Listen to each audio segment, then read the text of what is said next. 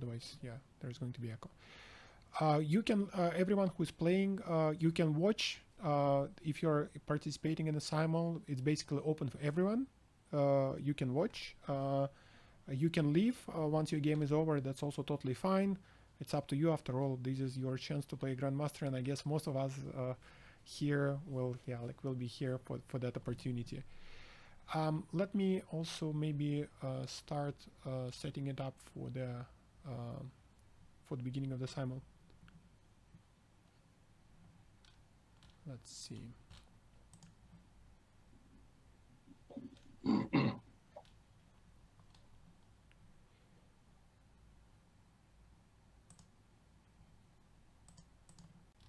Okay, let's see who is the first to start the simul actually.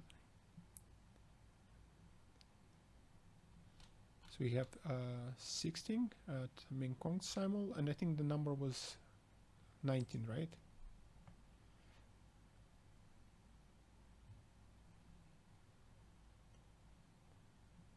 $15 at Goh Wei Ming's. I think people are switching out from their app, and that's why they got disconnected from the simul. So they have to stay on the app for the next 3 minutes at least. Mm-hmm. Okay. So shall we declare some time when we start, no matter what?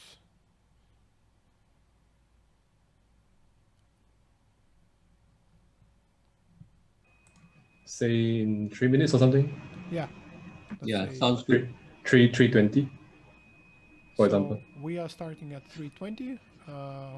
Whoever is available at the time, so please stay online. Please make sure you don't sign off from the Lichess, and after that I will be also switching off to over to the Lichess and starting the commentary. Okay. So 3:20, and yeah, 4 minutes from now. 4 minutes before. Okay, I see there is actually slightly more people now in Meng Kong's room. It's like literally people are showing on and off.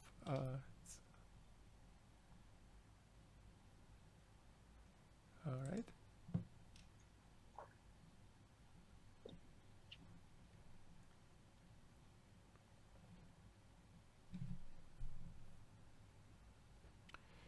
Okay, in the meantime, while we are waiting for everybody else to show up, so 3:20, maybe just a few words about the whole initiative, and I really wanted to say thank you to the organizers for the Chess Academy, for the Asian Civilisations Museum, for the Grandmasters obviously themselves. This is really a great initiative, and we've been seeing a lot of online activity, chess activity in Singapore over the last, a year and a half, and this initiative that was called Chess Against COVID, that was really kind of a lifesaver in some cases, literally, because it was also raising a lot of funding for supporting the people who were really struggling through the pandemic, and for the there was really something that was going strong for at least a year. And yeah, like one of the other things that we in the very beginning were talking about chess and its importance of in Asian history, so that's why Asian Civilization Museum and Crossing Cultures as an initiative. So I think there is also going to be an interesting debate where the chess was invented, whether it's India, Persia, definitely was in Asia either way. So, and one of the things that was quickly, and I think we were going through some technical problems in the beginning, was that showcasing the chess set that's in the Asian Civilization Museum, so that you can go and see for yourself. So like a really nice piece of art of I think 17th or 18th century. So yeah, and definitely just one of the museums that I like to visit personally. A lot of interesting initiatives, like not apart from the regular exhibitions. There is a nice exhibition right now devoted to Japan, Kyoto, Edo, like kind of showing both the old woodblock prints and modern black and white photography. There are like concerts organized during lunchtime, obviously pre-pandemic, but also even sometimes during pandemic. So Definitely a great place to visit. I definitely recommend for everyone. One of my favorites, as I was saying, in Singapore. Okay, so we have 1 minute to start. I see there are some that are still kind of trying to remember their passwords for Lichess. Something, that happens. We'll probably start in about a minute from now. And in the meantime, let me probably already start switching over to the from Zoom, like you probably already. Qianyun, I think someone is desperately trying to reset her ID. So. Oh yes. There was a message in WhatsApp. Yeah, there's a message on the group chat. Maybe give 1 more minute extra. And I will be probably switching. Okay, so I see that we have the Kevin's started. So I will be switching over there. And let me do this. Give me a second. So, okay, here we go. And let's make it a little bigger. So 16 people playing, and I will be just resizing a little bit so that we can focus on the games themselves, and probably just go through them and selecting some of them. Okay, give me a moment while I'm still playing around with the stuff. Okay, that's probably going to be it.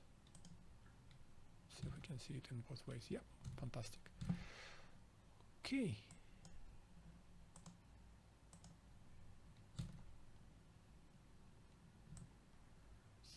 Like this.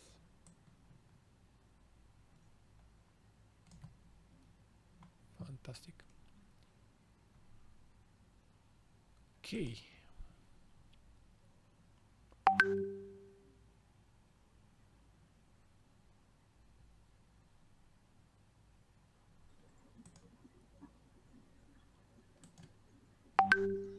So Andrey, Yes. do I need to go to a Twitch account to hear your live commentary? Yeah, but I will probably, you know what, I will switch from Zoom so that we avoid this kind of echo, right? Yeah. Okay, And okay. I will just drop from Zoom and I will rejoin you after the closer to the end of the simul, just to make sure. If anything, Okay. ping me on WhatsApp, okay? Just like Okay. Okay, thank you. I will be switching to that. Thanks. Bye. Thanks, everyone. Okay, almost there, almost there. Bear with me.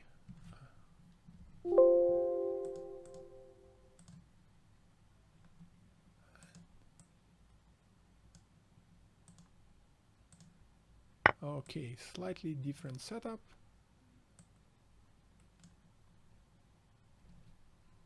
And now we're live. Okay, fantastic. Apologies for all the technical issues. That happens, unfortunately, almost every time. But we should be good. We should be good to go. And by the way, if there is any questions, so please make sure you can post in Twitch chat, right? Like this. Hello everyone. I'll just type everyone, and we'll be looking at the games. So I will probably be jumping around, so we'll be looking at a lot of games today. So we have 16 games here, 15 games in so 10 wins, and I see they're quickly developing. So and this simul has not started. So just from the very beginning, what I want to describe is how it works. So you can see we have like half an hour for players and 2 hours for Grandmaster for each game, but believe me, they will be running out of time before you know it. So because like you can see, so for example, Kevin is playing on 16 boards, and everybody's already making the moves, and so you can see there is the board where the Grandmaster is probably focused on right now. I think that's what we are seeing, and then you can see like on many boards you have the white's clock ticking. So, and okay, so what we have here is also like another thing to check is maybe the average strength of the players. I must say that it's maybe not really kind of really true indication of strength, because like I know some of the people who are playing here, and like their rating probably they have never played rapid games in only chess, and that's why their rating is relatively low. Like, but you know, like I'm seeing that in reality, like these players are much stronger. So maybe let's just quickly run down like what we have, like a couple of moves here, a couple of moves there. So somebody's playing really unusual openings, like this is like Nimzovich. I used to play it as black. It's okay, like just like slightly offbeat. This is more like a theory, Sicilian, Philidor defense, standard positions from 2 knights defense. We don't know which way the Grandmaster will be going. Karakan, okay, here somebody's already gave up the pawn, but maybe the theory, for all I know. I mean, I haven't played that much with black. So we will see a lot of different games. Just to quickly maybe make sure that we are checking on all 3 simuls. So okay, so this is so 10 wins, yeah, also 15 games already in progress. Some that look like theory, like this looks like a more or less standard Nimzo defense in Nimzo Indian. This is like Sicilian Dragon. Somebody just gave a pawn again, maybe sacrifice, maybe blundered, you never know. Here, so yeah, it's like normal beginning. On some boards, the Grandmaster is already kind of winning material. That also happens. That's normal.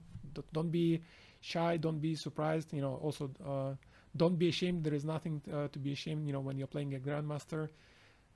In most cases, yeah, like it's difficult to deal with that, even if they're playing on many boards at once. Okay, and now Meng Kong's is also started, so just a few first moves. And by the way, it's interesting, like I did give simultaneous myself in the past, and like basically everybody has their own strategy. So for example, here you see that the Grandmaster is playing like a different opening on almost every board, like knight f3, c4, e4, b3, which is it seems to be all the rage now. Yeah, or like more standard, like king's pawn openings, right? So basically everything is just starting. So probably maybe let's move back to Kevin and try to see if there is any game that already kind of developed into something where we can just talk about what's going on. So for example, this game, right? So we can start from the very beginning. So e4 c6, so Karakan defense. And okay, so like one of the variations that Kevin is known to play, it's kind of setting up these strong center and like control of e5, and white just basically usually develops in a similar model like knight f3, maybe playing h3, then bishop to f4, and so on and so forth. And then like trying to organize attack on the king. Eventually that's the plan, right? Like you have like this kind of a strong build up in the center, and everything is seems to be working fine. So that's one way of doing that, right? So but basically black seems to know what they're doing as well. So like they try to prevent before white plays h3, before white plays knight f3, and kind of trade the bishop for a knight if white plays knight f3, and then basically develop everything, all the other pieces freely. And knight is a good piece here. You want to have it on f3 and eventually e5, so that's why white kind of avoids it, and they moving to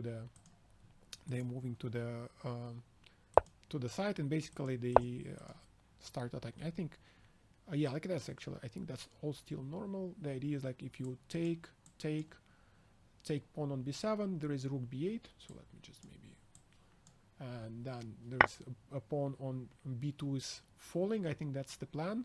Well, let's see if my calculation makes any sense. Like this is the moment where white can take on b7, but then rook b8 is coming, and black will be winning back the pawn. So that's more or less the process. So okay, so this is just one game, and we have what almost 60 game in progress, right? So I think for now the most interesting thing will be just to see the games that will be first to finish, right? So usually in every simultaneous you have games that are really ending quickly. So for example, here it looks to me like white is already has won what at least a pawn, but maybe also a piece.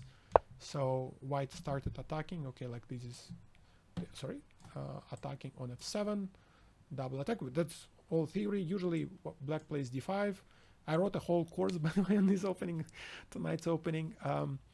And like usually black sacrifices the pawn. There is a lot of activity, but okay, here black just gave up the pawn and then blundered the knight, unfortunately. So yeah, okay, here the knight is not protected. So white is now, the grandmaster is up a piece, and okay, more probably soon. So he will definitely take on e6. So that will be what a pawn and a knight. So essentially that will be a relatively easy victory for the grandmaster. And in a simul, that's what you want. You want to make sure that you want to actually win a few games very quickly, so that you don't have to focus on that. You don't have to spend time, right? And then you can spend more effort and more attention on other games that are remaining. And by the way, like we can see here, so for example, I was explaining the subtleties of the opening, and you can see Kevin using the same idea here, right? So like we just saw it in a different position somewhere here, where with already 12 moves made, and black I think I got a decent position.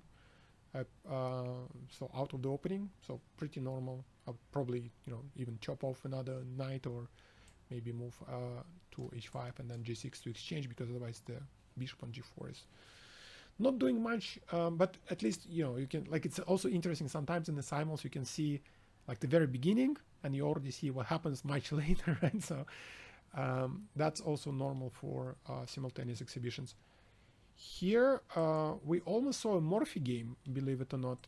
There is a very famous game that was like what they call the opera game. It started like that, so bishop c4, so white is threatening mate in one, so black defends, and then there is a double attack. So that's the beginning, like one battery that points to f7, another that points to b7, and after queen e7, which is, by the way, exactly how that's still the Morphy game. I think that continues c6, bishop g5, b5, sacrifice, blah blah blah. Like most of the chess lovers know that game. Like it's what they what they usually teach you in school and stuff. Here black decided, okay, to play queen b4 to exchange, which is, by the way, maybe a good idea, but the problem is of course that white can take on f7 now, and you might not survive that in the long run. But it's also interesting, like it's like it's almost like a dream of trying to recreate one of the most famous games in the history of chess. In a simul. I actually had it once in my life. I did play a game that was exactly like almost a full copy of that Morphy's victory. And you can see here also, like, these are typical examples. You see, like if Kevin has the time to just pay attention to this board, of course he would take the queen without thinking twice. But he has already spent like probably 5-10 minutes, right? Like just waiting to get back to that board. That's the problem with when you're playing as a grandmaster, right? So that's the biggest challenge. Okay, so maybe let's quickly check everything else. So Meng Kong also has some places where he won some material. So here, and I think here, I don't know why black just gave up. White played d4, which is a normal move, but then black took on e4, and I don't see any reason why white cannot take the knight. And I think that's basically just an extra piece. So maybe just a blunder. Maybe black didn't notice that this pawn was protected. So I think that's what most likely what happened. But yeah, okay, probably again when grandmaster gets to that board, that's probably going to be a relatively easy victory. And again, that's normal. That happens in most games. You would expect the grandmaster to win anyway, right? So okay, so here also some extra material already, at least a pawn. Okay, let's maybe look at the the third. Okay, we already have the first results. Look at that. So yeah, like Qianyun is the fastest to draw blood in that, if you can say that in a simul.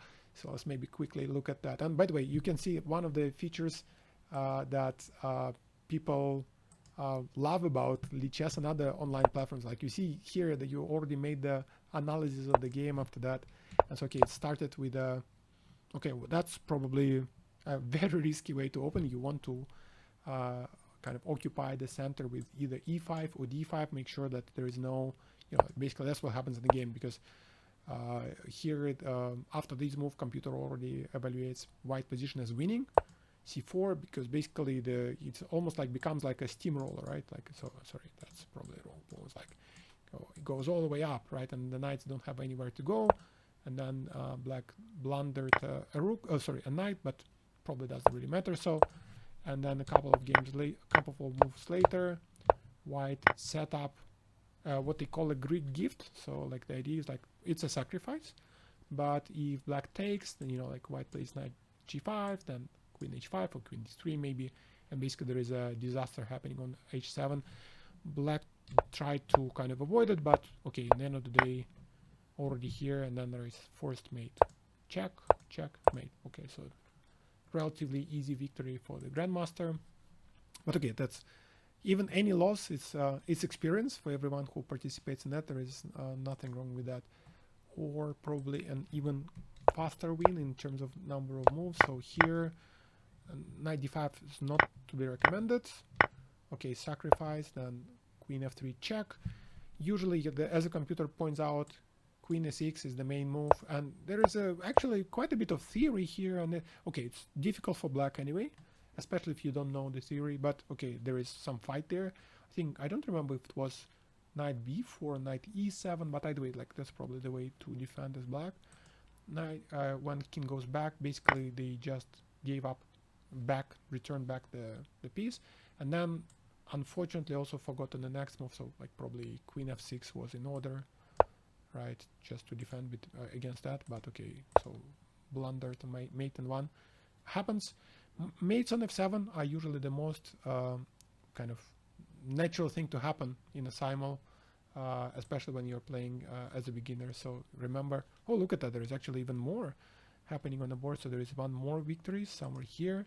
So wow, yeah, so I think that yeah, Qianyun is really kind of not messing around there. So like okay, like, and pushing the pawns, like trying to get as much space as possible, and then kind of start to knight d5 is already blunder. I mean, okay, it doesn't look like a blunder to me, but I guess the problem is that black is really struggling with defending that. Yeah, I mean, okay, black is not developed, and so queen e7, and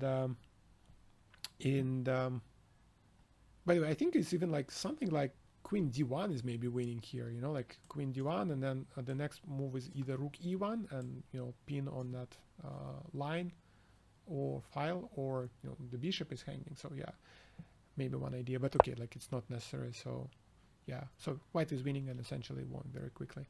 Okay, so I also quickly glanced as I was looking at that there is also some games where really I have no idea what's going on, but it looks fun.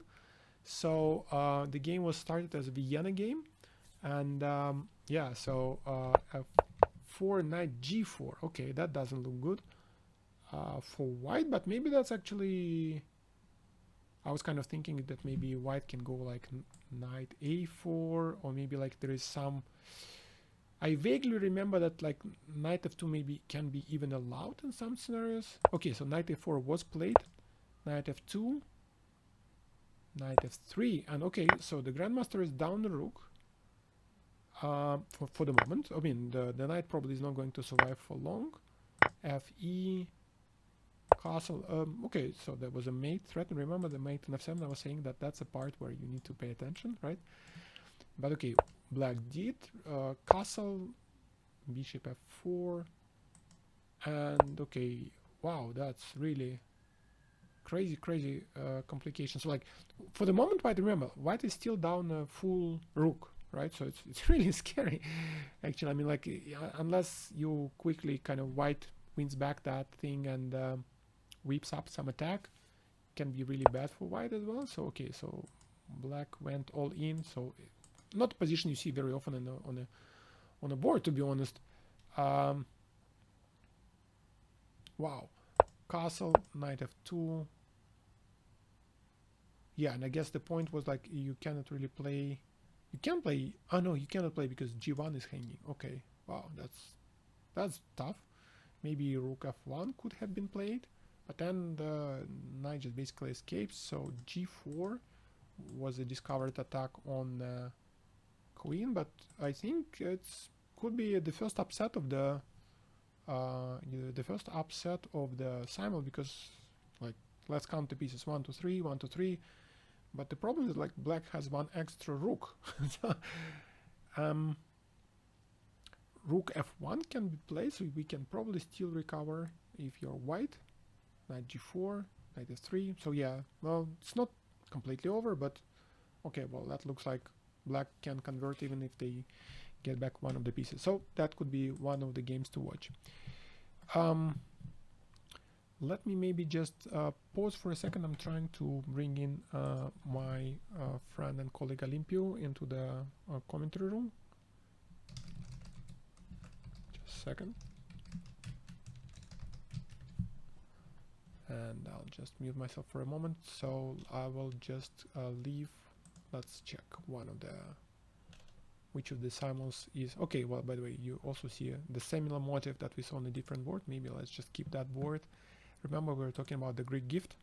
One of the things you really need to know in chess if you're playing. So again, if king takes and knight g5, queen h5, and it could be very well soon over for black. Now give me a second, and I will just dial in Olympio into our session. So I will take a pause for a moment.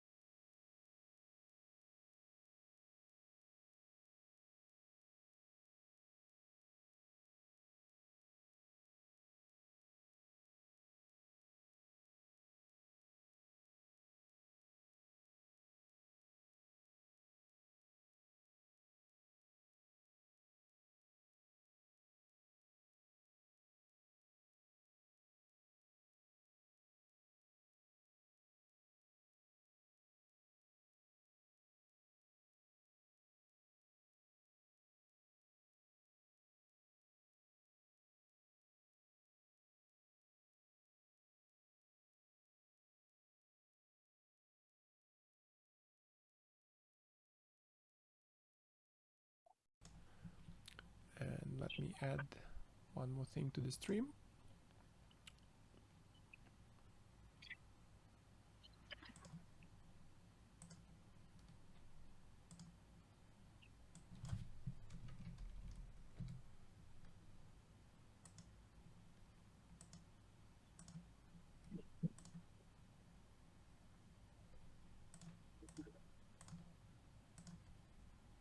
Wow, that's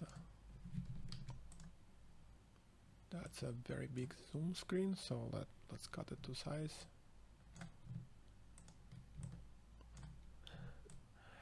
Okay, there is probably a better way of doing that, but okay, me being not a very unprofessional streamer, so okay, we should be good to go. All right. Okay, welcome Olympio. So for everyone on the stream, Olympio Urkan, the famous chess historian and expert on Singapore chess specifically.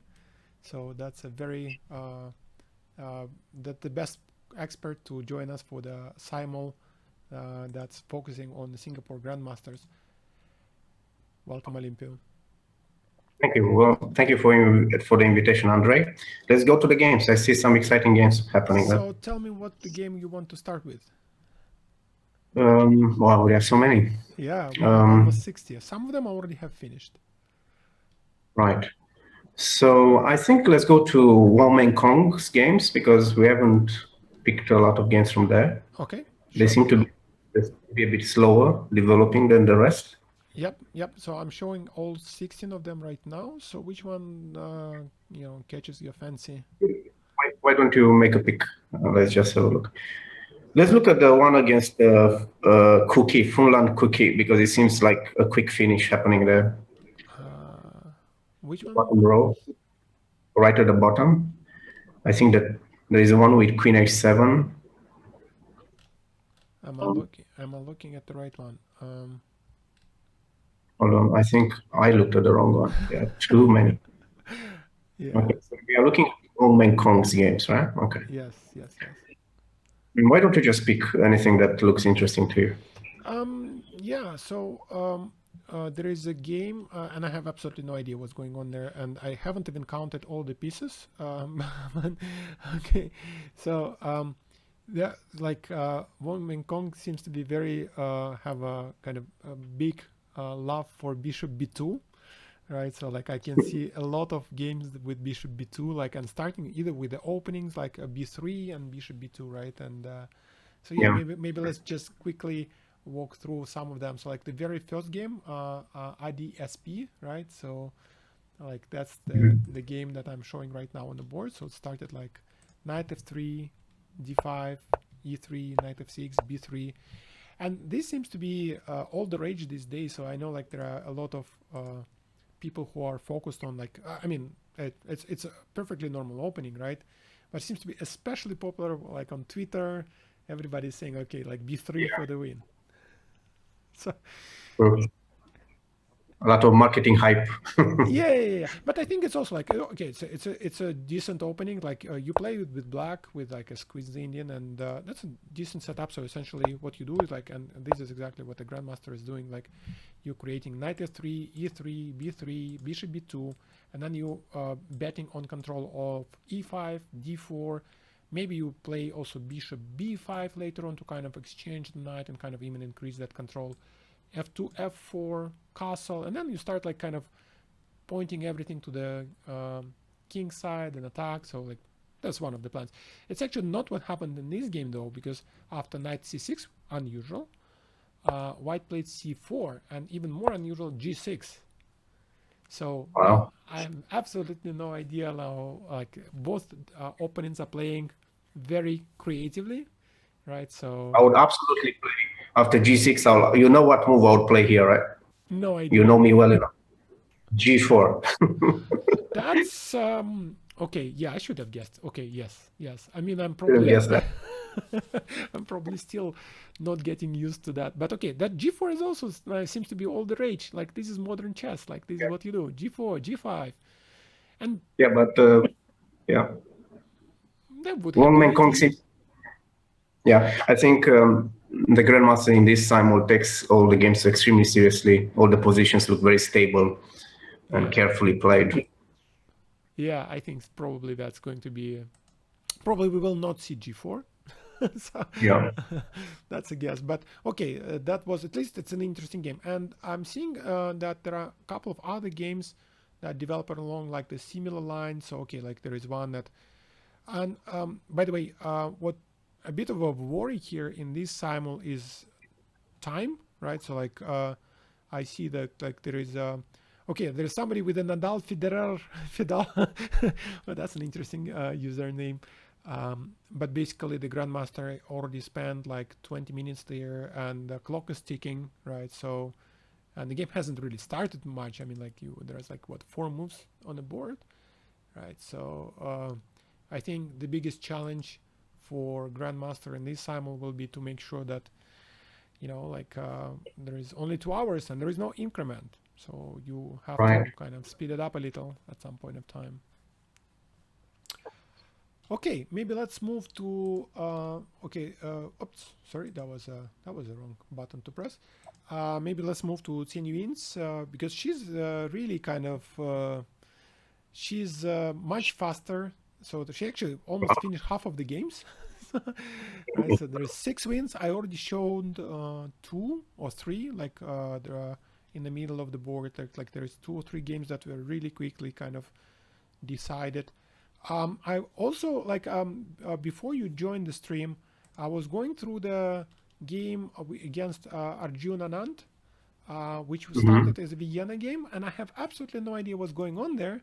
And Yeah. but it looks like I was thinking that was like an opportunity for an upset there, right? So I dropped off around move 16, so knight f3, knight d1, king d1, and okay, so let's count, at least let's count the pieces. So white is down to exchanges, right? So exchanges, like when Right. you have a bishop or a knight against a rook. Rook is like costs more, like it's considered to be like 5 pawns, and you know, the light pieces like only around 3. And by the way, in terms of pawns, white is also not very well endowed, but the game goes on.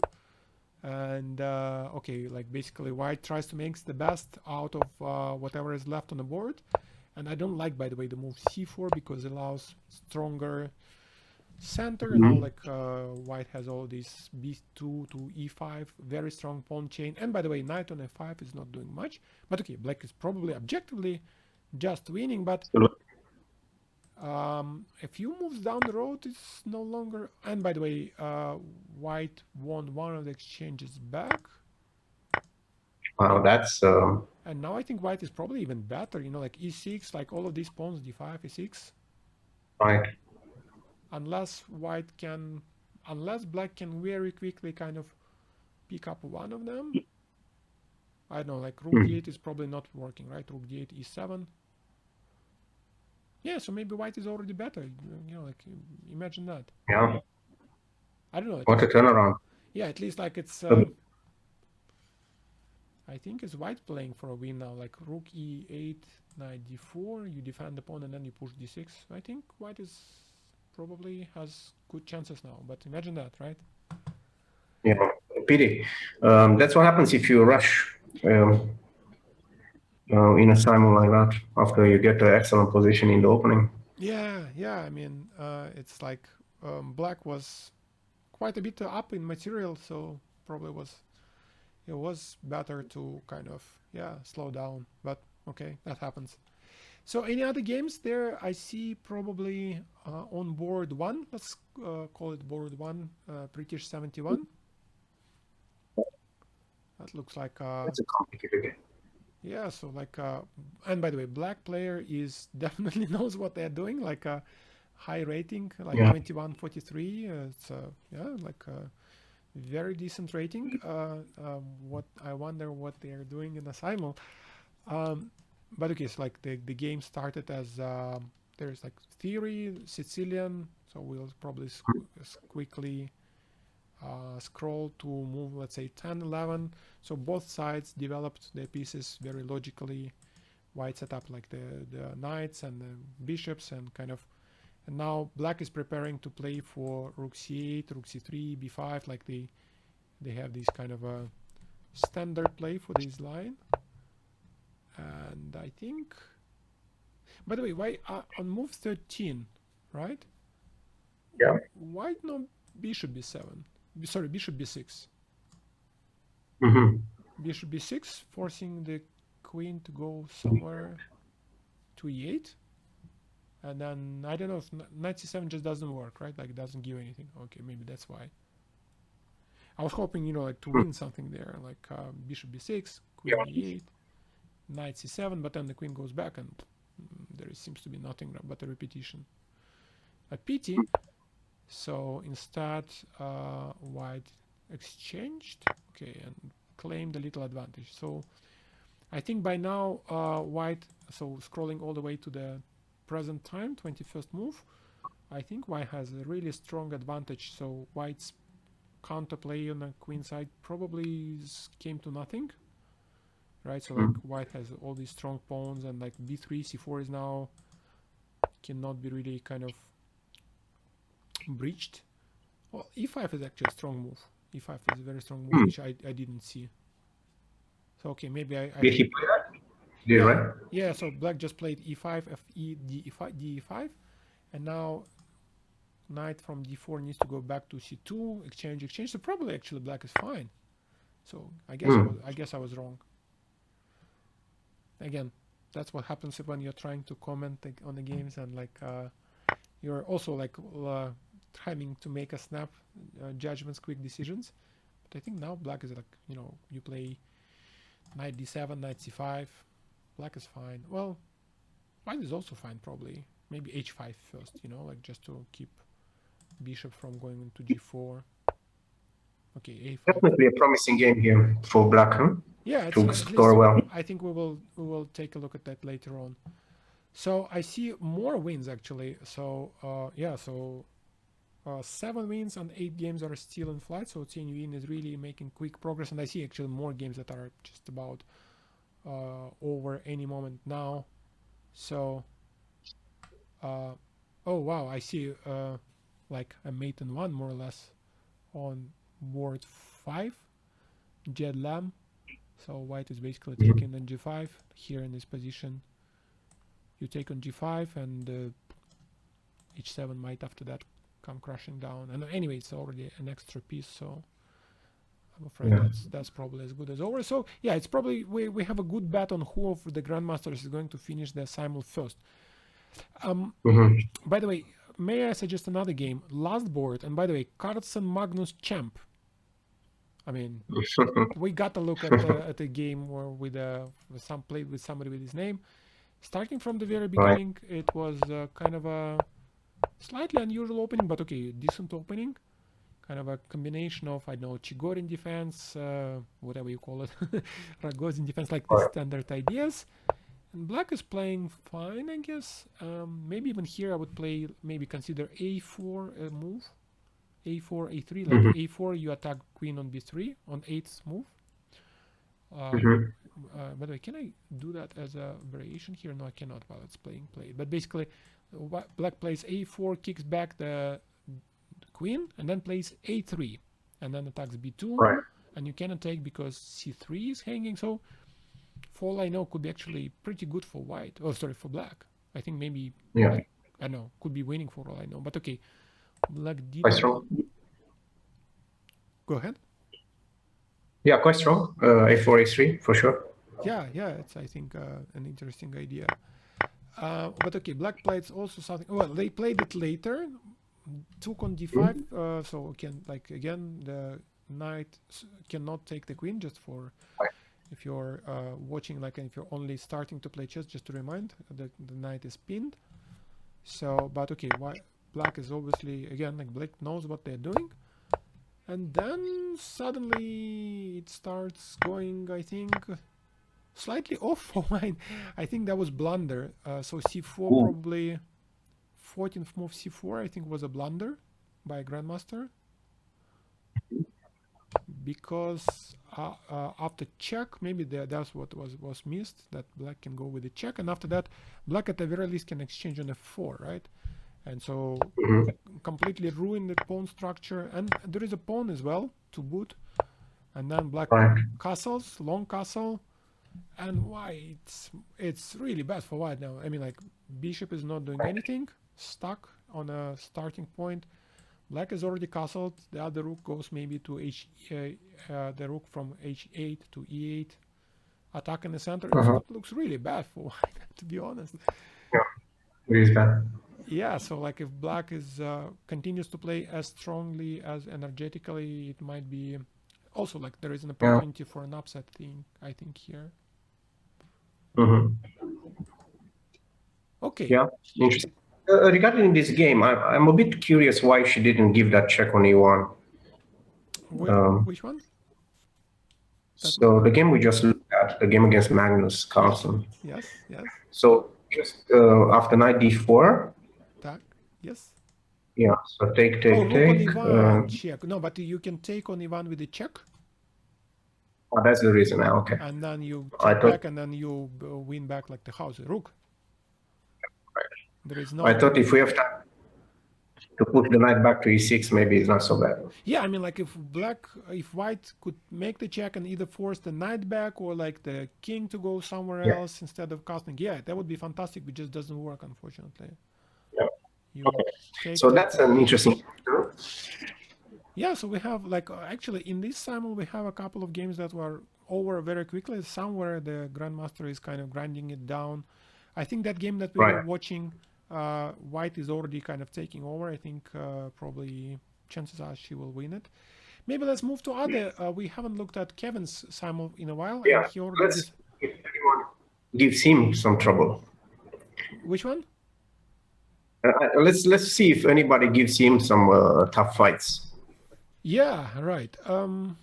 So the very first board actually hasn't changed, I think, since I looked at that last time. So probably Kevin is playing on so many boards that he doesn't have time to go back to all of them all the time. I was saying in the beginning that's the biggest risk for a grandmaster in a simul like this, that your like time management is a big issue. A couple of games, like I see. So the first board seems to be about equal and theoretical position, to be honest. Board 2 is okay, well, it's actually still playable. I think white is for choice, extra pawn, but it's not over. Board 3 is done, and we saw the Greek gift I was discussing when white is sacrificing on h7. Board 4 looks completely equally. Oh no, white extra pawn. Okay, but still a lot of work ahead in terms of the conversion. So, but okay, an extra pawn. Official Alpha Zero. Like I really like the names in this simul. Like we already have Magnus Carlsen, but someone not to be outdone decided that Magnus Carlsen is too weak, too slow, and Alpha Zero is the choice. I hope that's a person and not Alpha Zero, but okay. This game seems to be interesting, at least, about equal material. So yeah, so that board 6 board. So no, I mean, like, look, if you're looking at Kevin's game, so he already closed 6 boards, but he still has 10 people. Nick W on board 7 is also. I have no idea what's going on there. Do you, Olympio? Like, can you figure out who is better? So the last move. Yeah, last move, something happened on d5, right? So black c takes. played d5 and d6, d5. White took. And so Wow. basically now black needs to untangle somehow. Right. So yeah. He might lose a piece here if he's not careful. Hmm? No, black is obviously kind of overextended, but I think the point was like to take maybe on c3 and then take on d5, but I don't think that works. Like, because after knight c3 you can take not with the pawn. Actually, even the pawn is kind of scary. But let's say I take with a... Okay, he did play it anyway, so we'll see what Kevin has in mind. So do you take with the queen or the pawn? What's your choice? Probably with the pawn. A pawn, but then knight d5, and then you need to calculate. You might be able to kind of win something at the end for sure. But no, like knight d5, and after that I always have knight f4. I can exchange in intermediate move, right? So b takes c3, maybe let's highlight it. B takes c3, knight d5, and then I have always knight f4. So I should be not losing material, at least in the short run. So maybe I was thinking like queen c3, but then black maybe... So like you cannot play knight d5, and bishop is hanging. Knight maybe bishop e4. Bishop e4, that's your... I was thinking like maybe bishop f6 is also possible, but okay, bishop e4. Okay, I already have too many errors. How do you clear? Okay, so queen c3, bishop e4, and you're trying to win on d5 the pawn. But can I play d6? Oh, that's very interesting. D6 and It's a and then if you take it, oops. If you take d6, I can go. Yeah, I can probably go knight a2. I can probably take on a7 after that, no?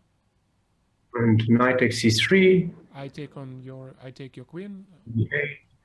Knight takes e2. No, but you still need to take back the queen after that at some point, right? So it's a check, yeah? So yeah, it's an interesting line for sure. That's an interesting game. But you will be down some material for you will be basically a piece down for 2 pawns. Okay, we'll see what happens here. So yeah, so basically if you're watching that at home, you can basically, us looking at the games, you probably have a very good idea what the grandmasters are also feeling, because like, and by the way, we probably even have it slightly worse because we're looking at 3 times the simuls. They're only looking at 1. But Wow. yeah, it's a tough one. It's interesting that Wong Meng Kong hasn't yet scored a single win. So that will get to the wire, I think, at some point. All the games look... Yeah, and like they all seems to be very much in the opening, you know? Yeah. I see one game where he's like a lot of material up on board number, what is it, 12? Clearly winning there. Right. But yeah, I think like the biggest challenge is going to be the time, right? Like at some point of he would probably be... Okay, there is also one board where he is queen up, board number 6. Yeah, he has to take, but basically you see here, right? So you can take. What else? On board number 2, actually interesting. Let's take a look at the board number 2. So there is a King's Indian, some kind of a probably Makagonov system where, yeah, h3 was played. So white is again super nice guy. I also like the name. I mean, today is the day of the great names in the simul. So super nice guy allowed, being a very super nice guy, allowed white a dream setup. So basically, you have all these kind of pawns: d5, e4, h3, g4. So like, and then bishop d3, take. I'm not sure I wouldn't play. Okay, well, I think bishop g5 is fine. f4, which might be a smart idea. At least you close down and like you try to survive, you try to kind of clamp down, right? Rook g1. So the chances are either white decides it with a direct attack, or it's going to be a long game. You know, it's either one of the two. What do you think? Yeah. Which side would you prefer?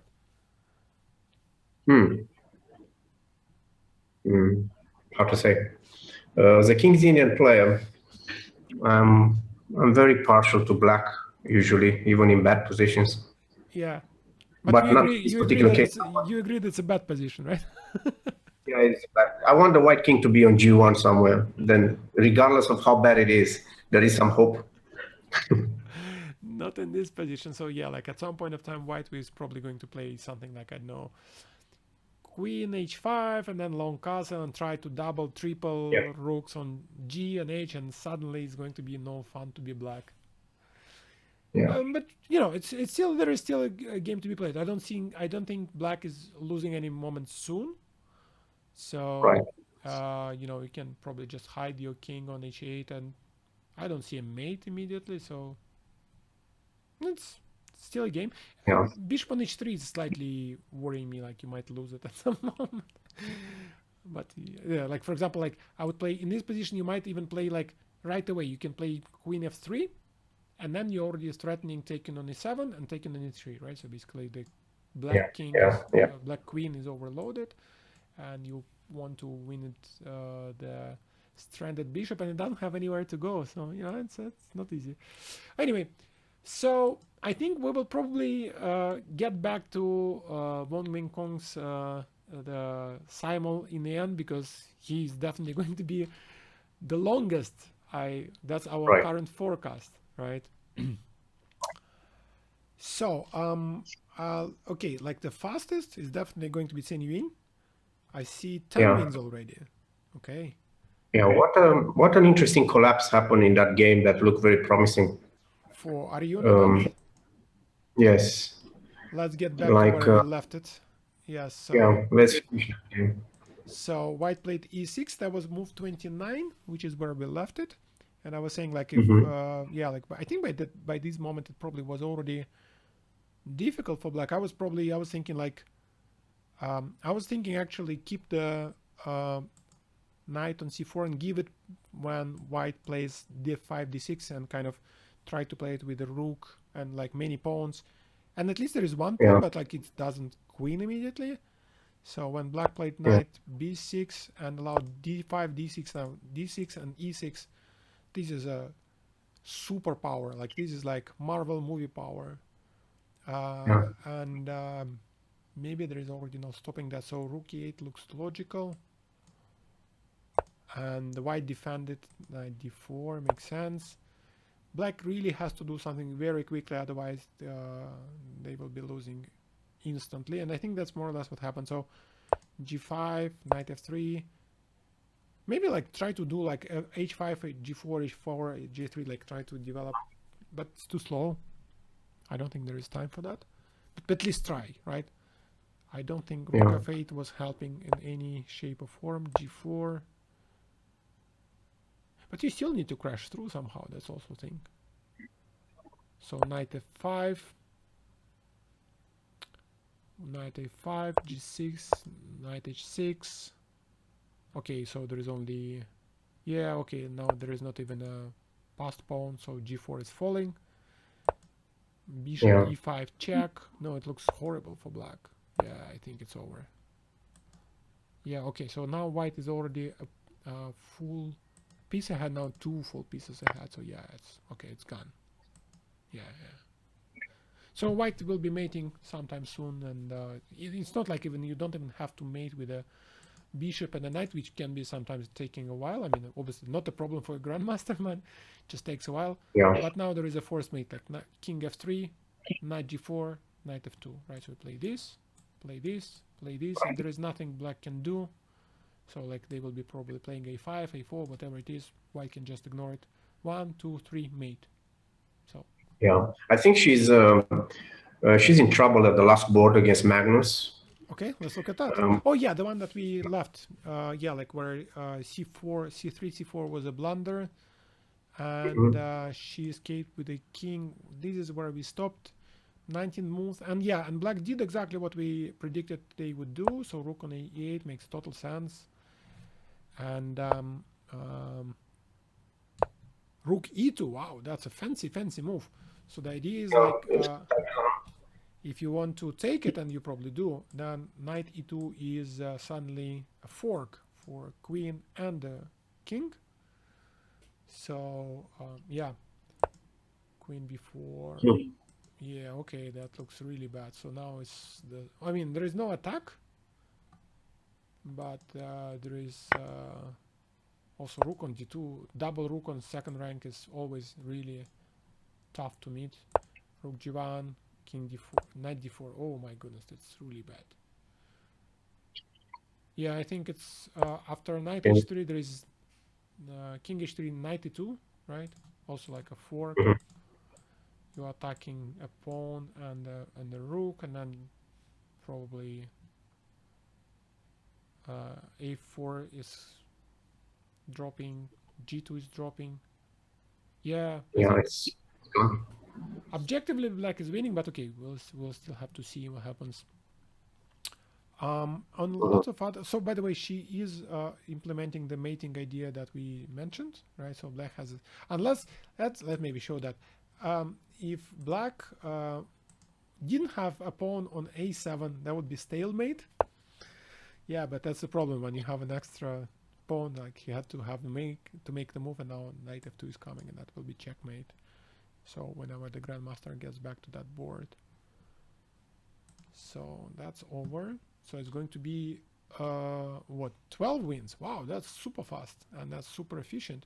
By the way, on board 1, she just made a really nice tactical strike. I mean, okay, it's probably was winning either way, but after queen h7 check, king f7, so grandmaster played rook takes f6 with the idea that the bishop cannot take because it's pinned, right? And if you take with a king, then rook g8, sorry, queen g6 is going to be mate, right? Like everything here is taken. this one by the pawn, this will be by the queen, and so black went back to e8, but okay, now it's c8 checkmate, so suddenly, yeah, that was also a win. So that was super. Remember, that was a game that we left when black was actually doing okayish, right? That's what we thought. Right. Correct. But let's maybe quickly go through what happened. Like, I think that, I mean, I don't like the move g6, g5. I think it's kind of opening a lot of weaknesses on the white squares, light squares, right? f5, g4, d5. Yeah, and then like, okay, then black started basically losing time and offering a draw. Grandmaster had none of that. And oh, look at that, rook d5. This is actually very instructive. So we're at move 33, and okay, so basically white, you see, like, okay, they have some nice pawn structure, but the bishops are stuck. Like this bishop, I mean, you can exchange it, but then nothing happens. This bishop is kind of limited by the opponent's pawns. But white completely turned the tables. Like, you don't want to exchange as well, because in the end game, if you exchange all the heavy pieces, I think maybe even black could be better. I mean, maybe not, but okay. But rook d5 is a super move, like, you know, like a classical exchange sacrifice. What do you like? What do you think of it? Oh no, it's great. It's a nice game, for sure. Like a Petrosyan thing, you know, like exchange. Yeah. And then you start rolling them. Oh, and also, like, you have this attack on king side. So when you put the bishop to e4, like black starts to regret g6, g5. And you also, on the other side of the board, you have the prospects of c4, c5. And we saw in the game that it did happen, right? So white first, like, tried to create like this attack here and onto h7. And then when black tried to prevent it with the queen d7, okay, then the pawn started rolling. And again, like, remember we were talking about like it's like a steamroller, c5 to d5, pawn pair. Black has nothing to really. Yeah, this is super, like, quick. Rook d5 is a very probably classic the nicest game so far. Yeah, I think this Definitely. This is. And the funny part is, well, actually, maybe black shouldn't take that rook, you know. Yeah, but okay, it's actually also not easy not to take, because white can also then put the second rook behind it. Where was that game? Yeah, it's not so easy, but yeah, either way, I mean, rook d5. By the way, there were blunders left and right, apparently, according to computer. But okay, computer always thinks there is a blunder. Right. And by the way, computer starts recommending rook d5 even sooner, right? So basically, that idea definitely has a mark of approval for a couple of moves. And yeah, like when she does finally implement it after that, that moment the evaluation jumps like +2 points. So the moment white plays rook d5, it's basically, from computer's point of view, it's over, and I tend to agree. Yeah, exactly. That was a super classic game. And by the way, that leads that leads the Qianyun for 14 wins. 14 wins and one loss. She just lost. No, she didn't lose that yet, but it looks resigning. Yeah, I think, like, well, I think black can basically just start pushing h5, h4, h3, and then like a second pawn run down the board, and that will be over.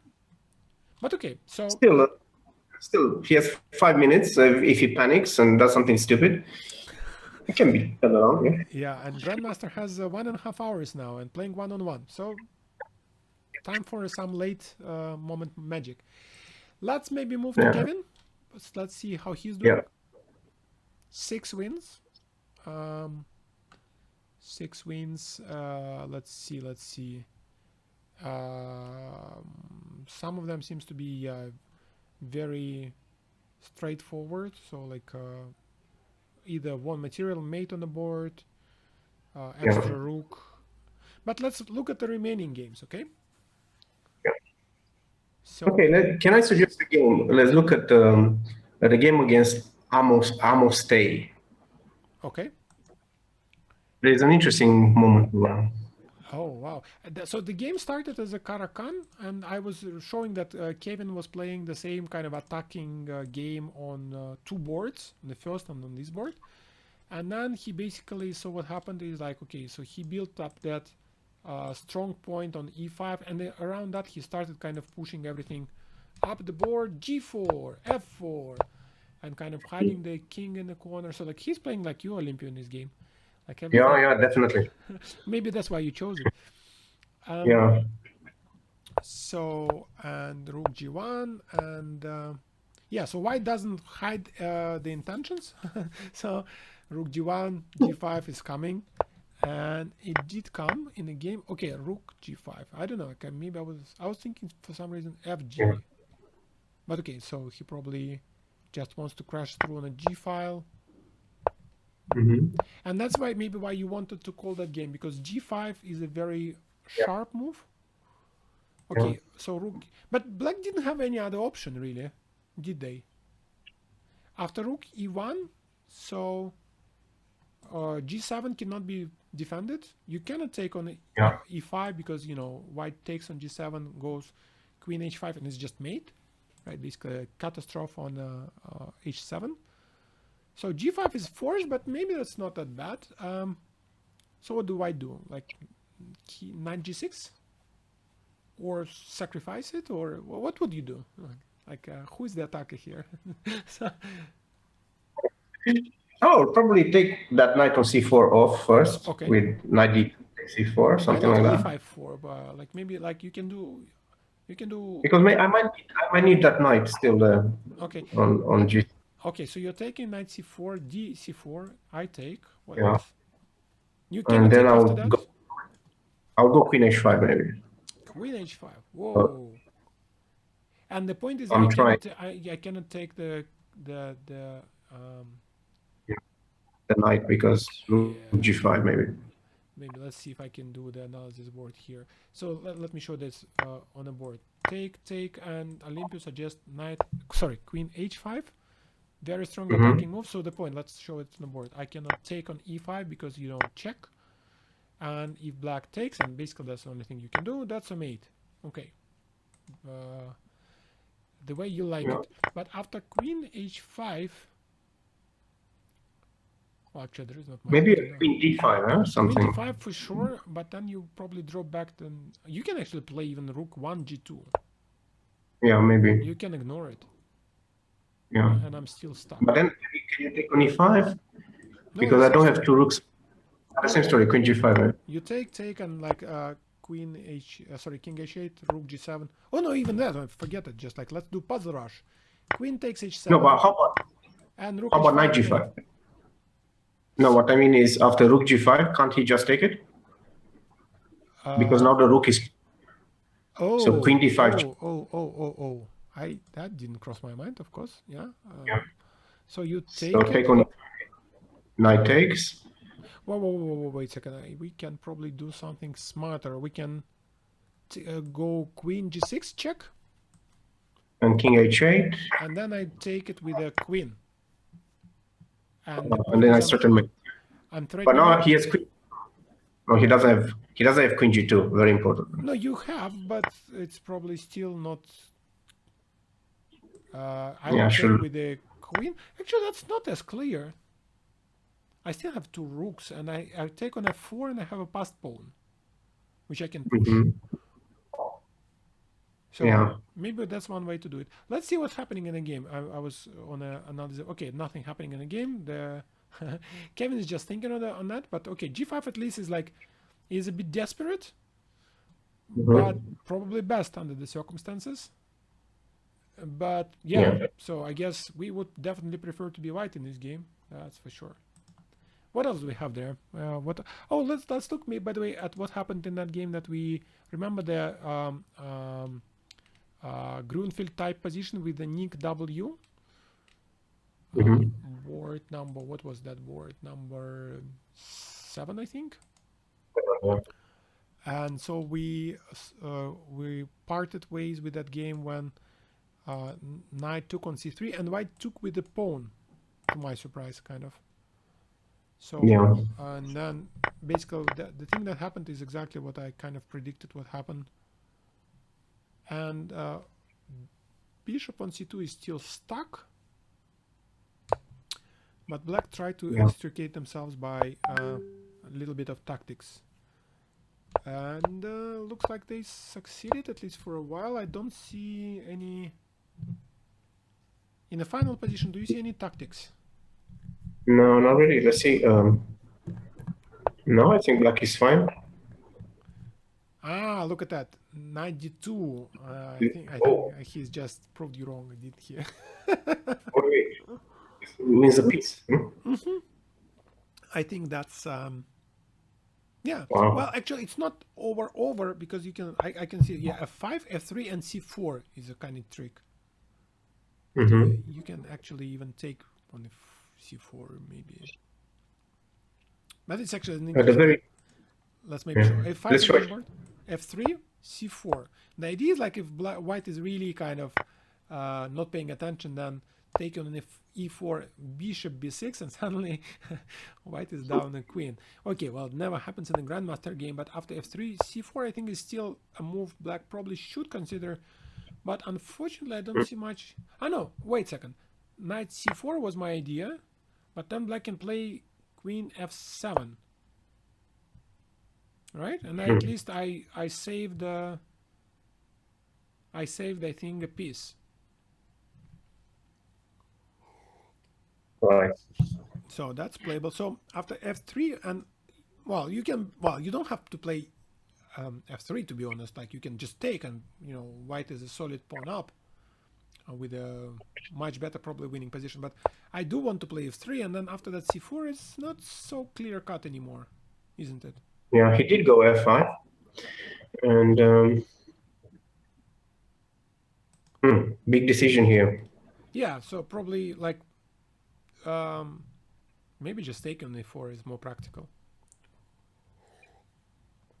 But all right, okay, so interesting. At least, well, it's also funny, like when Grandmaster proves both of us wrong. Like we were saying, yeah, black made it.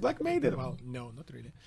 Yeah, But this is a go ahead. A good case why you should put the bishop on c2 to a better square than e4, to a more stable square. Probably just bishop g6 or something. Yeah, I'm not sure. The problem is like then you open the diagonal for white bishop g2, right? Like basically, if you don't play, let's say, so you go back, and then like let's say bishop g6 in that position, right? Then white plays something like knight g5, and then b7 is hanging. Then like knight e4 is coming. I mean, there is something to think about. Yeah. Still probably better than what happened, but by the way, in the final position he had to play queen f7, queen e7 because c5 was also hanging. Anyway, so Grandmaster kind of tricked his opponent, I think, in this one. Let's maybe see if he's in trouble in any games. What do you think? Let me just check something unbelievable. I cannot believe this. Can we go back to that game with Qianyun? Sure. That against Magnus when she was in trouble? Yeah. She actually won that game. Wow! As I said, everything is... Well, no. What happened? Oh my goodness. How did that happen? How do you lose this? Oh my goodness. So I see. So what happened? So, okay. Rook g1, h4, armed move 41. So white just sacrificed a bishop. But hoping like basically to get this passed pawn. I mean, okay, that's not much of a hope, but yeah. Oh wow. No, but it's actually not a tricky. It's like rook g2 looks absolutely natural. Move 42. Okay, computer says inaccuracy, but what do we know? Rook h7 and white is suddenly threatening like f5, f6, f7. Like okay. Nice trick, huh? No, but wait. So rook g8 was probably still winning, right? f6. It's not that trivial, but okay, that was winning, right? You go back, you put it on f8, and then you kind of either support it with a different rook, or you go back to f2 and kind of exchange this pawn. Okay, probably. No, black At the played very least. h3, Mhm. and computer is already showing here that some basically draw after rook h8 and then f6. She played f6 first, and now black completely a meltdown. So yeah, you have to go back to g8 for sure. You have to go to g8. There is no way around it. And it was still winning apparently, but after rook d2 and a check in the intermediate check, rook h8 and f7, and there is nothing to be done. Like basically it's becoming a queen, whether you like it or not. Oh wow, what a turnaround. No, I would never have guessed. But okay, that's a simul, anything can happen. And black did play very well for a long time. I mean, like, okay, basically white just blundered, and like computer says out of the opening, white was much better. But after c4, you had to find queen a5 check, right? So basically, and black did, and actually played pretty well after that. Wow, what it must be a heartbreaking loss for Mr. Magnus Carlsen Champ. Yeah, okay, but that, by the way, means that so we have the first Grandmaster winner, and Qianyun won with a clean score 15-0. So congratulations on that. Yeah, okay. Do we have any other games where Grandmaster, you know, like we have some books as a prizes for winners, right? Or at least people who will make a draw. So for 3 people in each simul, if you're winning or drawing, like there is a prize from Chess Academy. But I'm not sure if we're getting anyone who takers. What do you think? Do we have any potential upsets? Let me browse through a bit. Doesn't look like it. I see some complicated games, but like none where grandmasters are really in trouble yet. Official Alpha Zero is a 2 pawns up, but I'm not sure if that means much because. Okay, well it's 2 pawns, so okay, Yeah. fair. So like probably one game where the grandmaster would need to worry a little. Although it's white has some compensation at least. I mean, maybe not for the full 2 pawns, but for some. Is he a piece down somewhere? No, he's not. I don't. I'm looking at his board number 8. He's just exchange up, I think, but That's interesting cool. position that. Yeah. Yeah, I think it was Italian game in the beginning. So Tatsukun 88. Yeah, it was an Italian game, and I think it kind of developed along the more or less normal lines for a while. A5, B5. Okay. Nothing super. Oh, okay, white is better here. Around move 15, white is already better developed. Black is kind of not in time to do stuff, and on move 18 black kind of has to accept a really horrible positional concessions, right? Like all the light squares are weak, and like the bishop is a bit out of play. So I think, you know, like when we turn on the computer later on, probably it would already say what is winning. I mean, that would be my guess. And by the way, black also blundered. Well, not blundered. You have to probably develop. So they gave up an exchange. Let's put it like that. Kevin took it. Put another bishop on f5. Fantastic position. Knight on f5. Fantastic position for a knight. Kind of a little locked. It's actually, you know what, the only problem for white is like you still have to break through. Yeah. Which is should be doable, but how would you go about it? Like I think he plans Probably rook. I'll go for g4. Rook g1, g4. Trade the rook, and should be okay. But yeah, so there is some. Yeah, that should be winning for him, I think. Yeah, I think so. Okay. So let me just check the messages that there.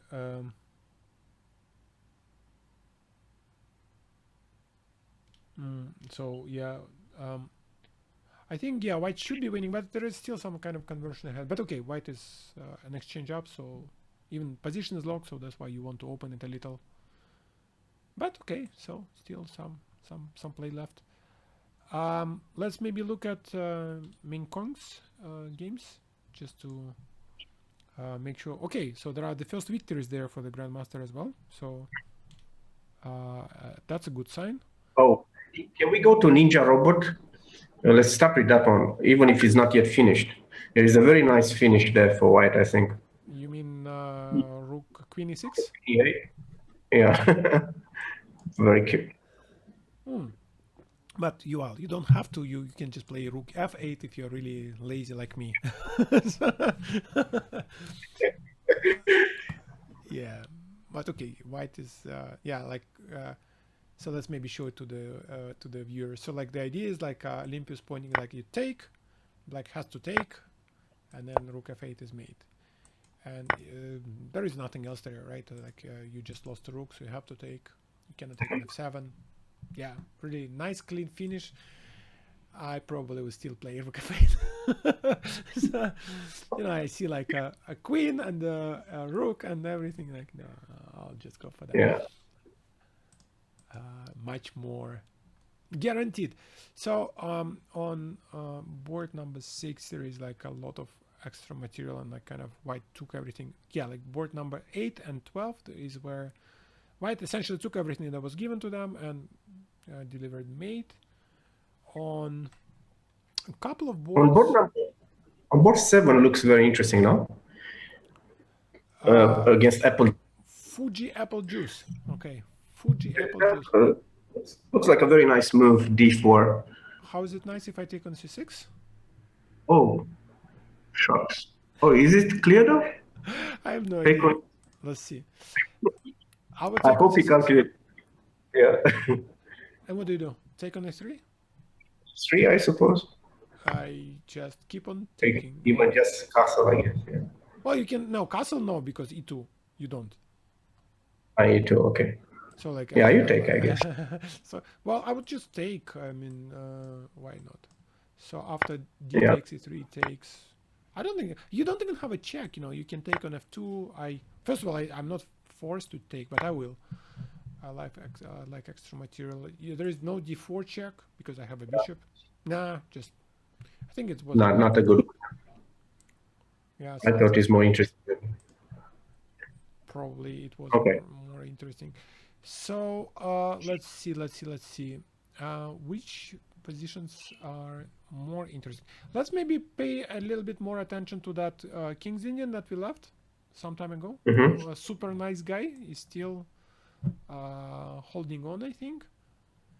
So let's roll back a little. So it's exactly what happened. Kind of what happened is black gave back the pawn and tried to exchange as much as possible, kind of evacuate the king out of the danger zone. That's, I think, smart. And I think he just might succeed in doing that. In a final position that's on the board after king e7, do you see any problems for black? I think not. Something worse could have happened to him, I think, here. Yeah, so now black took. It's like there is an exchange. Knight f6. Probably another. He might make it from here. White is probably still a little better. You drop bishop back to f3, but not by much. I mean, like even if it is better, not by much. So I mean, if you're a grandmaster, you'll obviously play that forever. Right. But I think maybe the worst is over for black. Well, we'll see. Yeah. Okay. What else? Any position that catches your attention? Not really. The rest seem pretty clear to me. Nihal Sarin Chem. I just want to call out the name, the username. So yeah. Nihal Sarin might be Chem, but this game probably does not confirm it. I think black is really on the brink of getting mated. Yep, I think it is like queen f5. So the king went on a walk to f6. Yeah, I think queen f5. No, it's actually not right away. But okay, white is probably winning anyway. So how would you kill that? I mean, you're much better at closing up the attack. I was looking at all kind of moves already. I'll probably go rook e4. Rook e4 is also the thing I thought about. That king 95 probably the only move for me, right? 95. I was thinking you can actually just like force everything. Like you can queen f5, king e7, take on e5, take on e5. Then maybe throw in some bishop f5, and I think something else. Or even just king e2, I suppose, or this, and I don't. Yeah, it could be like this too, I guess. Yeah. There are many ways to execute it. Black is struggling, I would think. Yeah. But maybe it's not over, but okay, black is struggling. Okay. White is not even a piece down for this kind of attack, so. No, it's actually equal material. The Grandmaster played queen h4, queen e6, which I'm not sure it was such a good proposition for white, unless I'm missing something, unless there is like a, like. But now he can go. You wanted to do something like bishop f5. I can. Yeah, something like that. Some study like finish. By the way, maybe let's try that. Why not bishop f5 indeed? So bishop f5, black has to take probably, right? I mean, it's made otherwise. And then I play queen e4. And I think it's over. Yeah. So hear me out. So like queen f6. If g5, I just like take on f4, and I think it's made in a couple of moves, right? Yeah, it is. Yeah. So let's just like something like that, blah blah blah blah blah, and like rook h5, and like it's made. Okay, so after queen e4, I need to go like I sacrifice. So bishop f5, black took, queen e4, king f6, yeah? And now rook h6 was my idea, so that I don't allow black king to drop back to the left. And I think it's over. Yeah, it's finished. Because king g7 is queen h7, and that's made. So it's a good idea. So bishop f5. Let's see if I think it's maybe a fourth mate. I mean, like. Yeah, and if he goes king e5, then you just mate rook e. How do you mate? You mean after bishop f5, he goes queen e5? King f5. I always tend to, well, first of all, you can win a knight, right? So just like you can go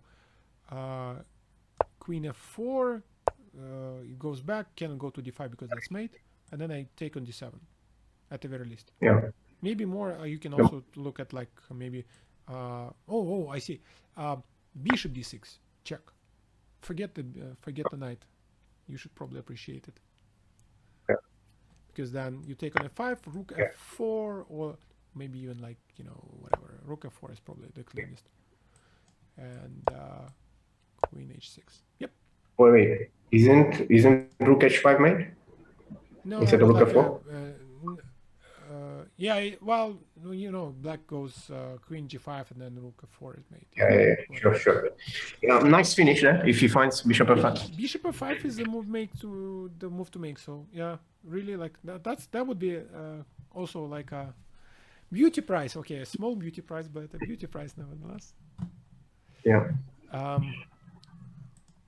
I mean, and I didn't see that move from get go. So. Okay. Okay, by the way, you might be really happy to hear that in a game against Ninja Robot, Meng Kong did play queen takes a6. So good to miss. Yeah, no, I mean, like, okay, yeah, well, you already know one player who would miss it, but okay, that's. Yeah. Okay, so now let's maybe look at some of the games where they're still ongoing. So in Meng Kong's board number 1 is equal material and actually everything to play for. Board number 2 is about equalish. Board number 3, white is better but not yet winning. They still need at least the next, like, to get that pawn on a5 to get really winning. Board number 3, a lot of extra pawns, so probably, yeah.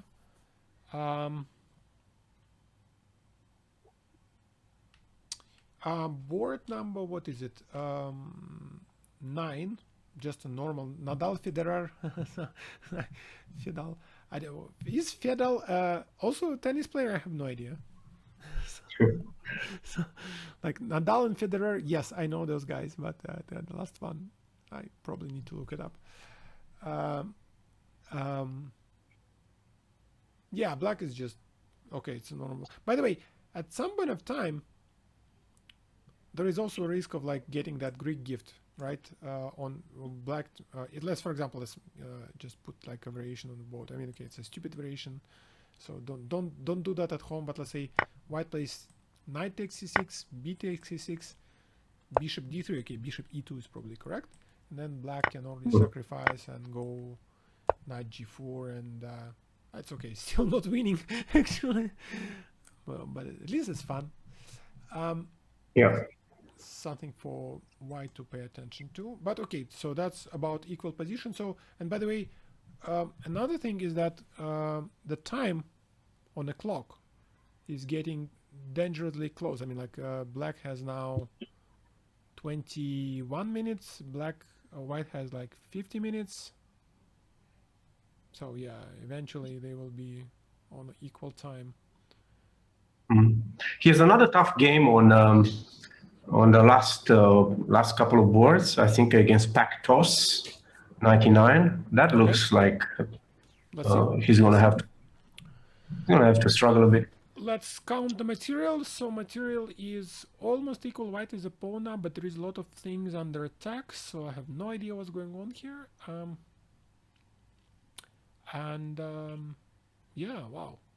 So so first of all, like taking on d4 is not really a good idea. Let me put it on analysis board.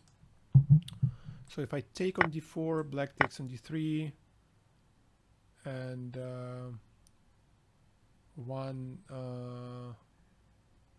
okay, so probably rook f4 maybe. Hey, somebody's commenting my game. I hope you're not watching Twitch while you're playing.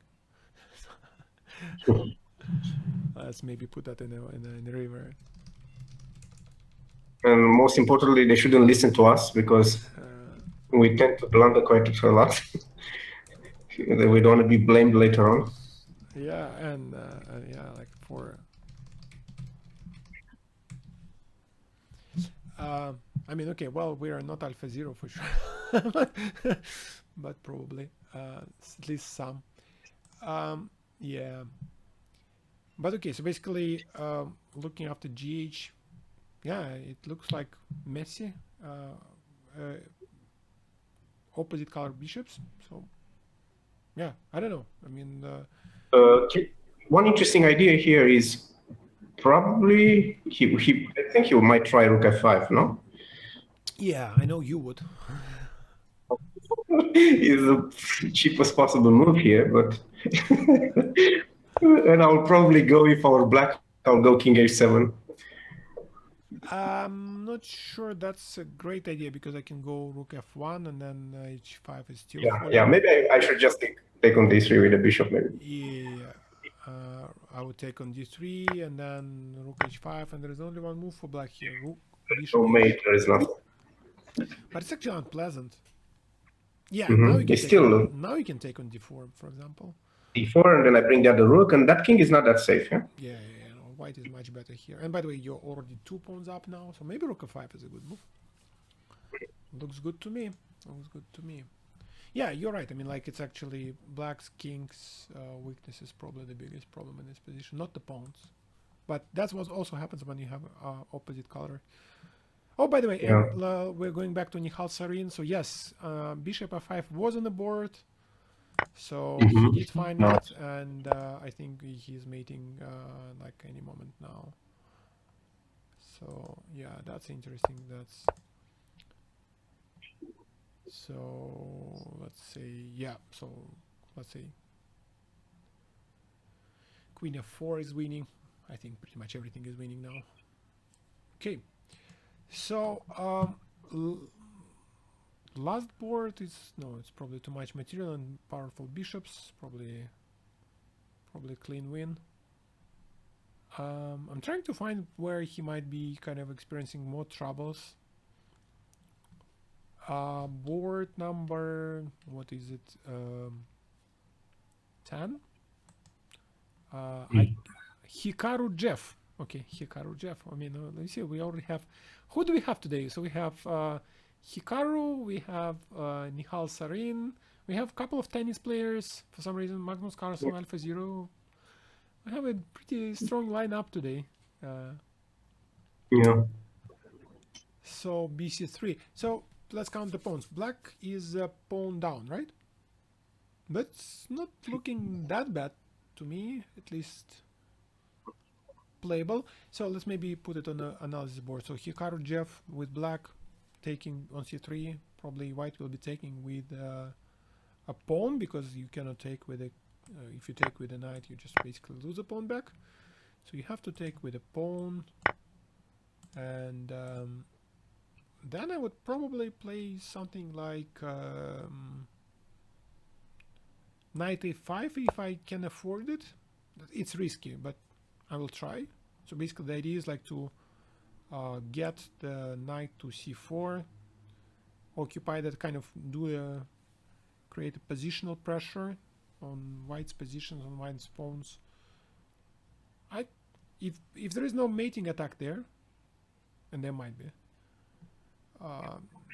then I think black is not doing that badly, despite being a pawn down. So something like that probably I would do. All right. Let's maybe drop back to Kevin. Yeah. We only have two simul givers now left. Yeah. So Kevin already 10 wins. Whoa, there is a lot of things that's going on since we were looking here last. And some really nice conversions apparently on board number 4. Right, and against a strong opponent, like 2000 to 2100. Maybe let's quickly go through that. So that was a Philidor game, and that was too fast, way too fast. In the beginning, that was just a normal development. I think white won a clean pawn here. I don't think like black really had to do it. d5 on move 10, probably a mistake, probably a miscalculation at some point. Yeah, just a pawn. I think what happened is maybe he didn't realize he cannot take on c2 here. Yeah. Because of bishop d3. Yeah, like maybe let's put that. If you take here, bishop d3, rook is under attack, bishop is under attack, and you cannot play rook c7 because c7 is covered by the other bishop. So yeah, that's losing. So probably that's what was missed. But okay, it's actually not the end of the world. Black is just a pawn down. The game continues. Although computer says it's like 2.6, but okay, I would play. Bishop e6 is disapproved by computer, but again, like to me, looks like the most logical move. Yeah, okay, but now it's really kind of... It's a one-way street here. Yeah, interesting that computer really thinks like rook e7 is a big mistake. Never crossed my mind that it's a big mistake, but okay, I guess the idea is that you kind of allow black back the control of the 7th rank, but okay. Before, okay, well, I would never really want to exchange rooks if I was black in that position, because like you always have a better chance of drawing the game in the rook endgame than in the bishop endgame, especially with the same colors. But okay, so like I would probably try to take on b2 here. I mean, probably still lost, but a little more chances to kind of resist. But okay, exchange. White quickly got the king to e4. Black even offered to draw here, believe it or not. Engine shows +5, and okay, white has an extra pawn. And yeah, okay, well, it's probably not gonna happen. Right. I think probably black didn't see a way how white can break through, but then basically the Grandmaster showed it. Basically changing everything, very brutal, fixing the weakness on h6. So probably at some point of time,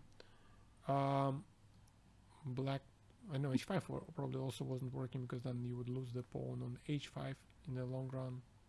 So yeah, probably just lost. And you come over to the point h6. You cannot defend it. So yeah, very clean victory for Goh Wei Ming in this game. We actually have, oh look at that, we have a draw, the first draw. We have at least the first winner of the book apparently, right? Let's take a look what was happening there. It's official Alpha 0, and Wow. it was apparently going each way during the game. So so started as Sicilian, like theory so far as I know. A nice position for white, but also like no weaknesses for black. Okay, well now it gets quickly into the mistake territory. So allow the break in the center, e5, d, e5, knight g4. And here computer kind of doesn't like e6, although that's a kind of initial move to make, especially in the simul. The idea is like you play e6, and especially if you're playing against a weaker opponent, you're kind of expecting them to take. You take on e6, and that's a double attack, so it's a check, and g4 is hanging, so you would win. But the opponent was actually playing knight d e5, which is the strongest move.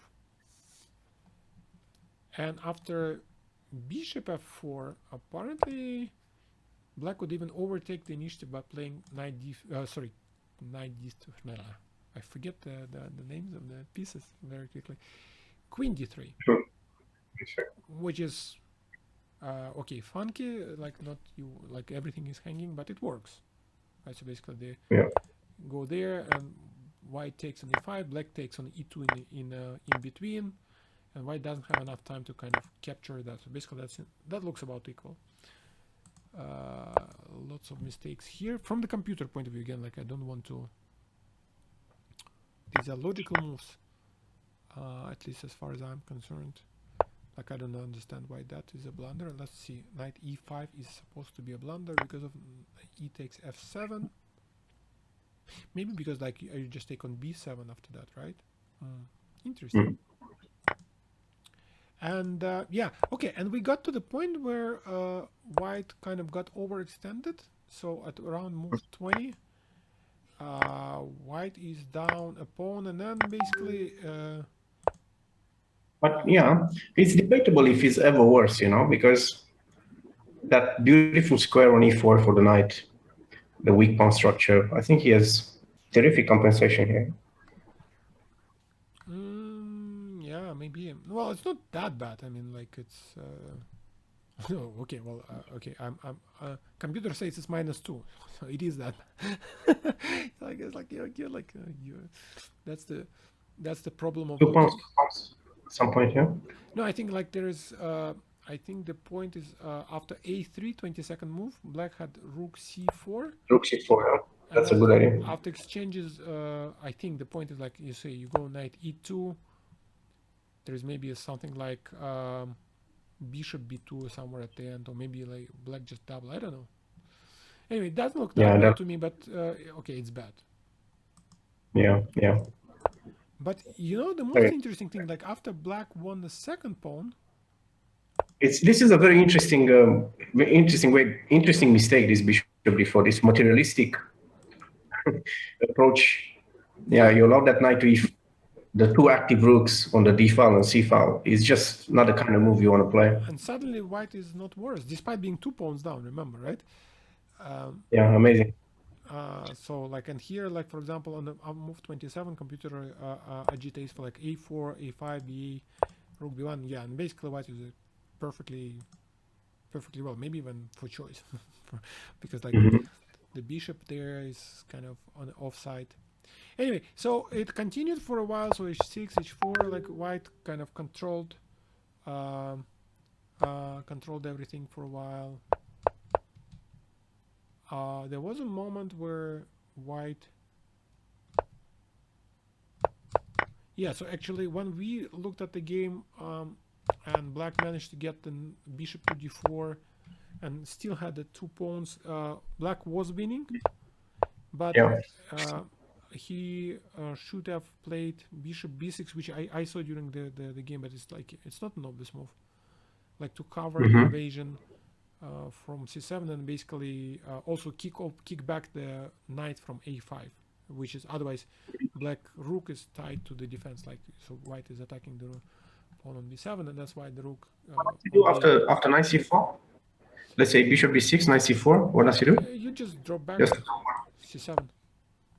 bishop c7. Yeah, and then you play rook f8 check, and or maybe rook d8 if you play say king Rook d8, e4. rook d4. Yeah, it's still, I mean, like it's not easy to convert, but okay, apparently you can convert, I would say. So, but okay, it didn't happen in the game, and white won back the pawn, and that was basically enough to equalize, but not more, and then Kevin took the draw. So congratulations to like Alpha Zero. I don't know, like it's probably could have been done more, but okay, a draw against the Grandmaster, great result.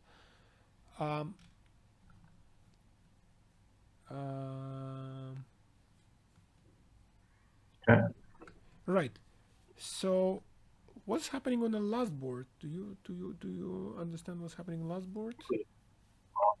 Amelie Law 2006. Okay, so I think the only downside for black is that they are down 2 seconds. So, and remember, there is no increment, right? So I'm afraid, like in terms of time management, it's going to be difficult. Decent position for black, no? Well, down the pawn, but yeah, decent position indeed. So it's like still technical trouble for conversion, but probably winning. But yeah, I mean, just like okay, 26 seconds, not enough to. So no increment, is it? And is simul? I think there is none. I think there is none. Actually, we can check that in the games, right? So like, let's take a game that finished. And how do you see that actually? Notes? No, there are no notes.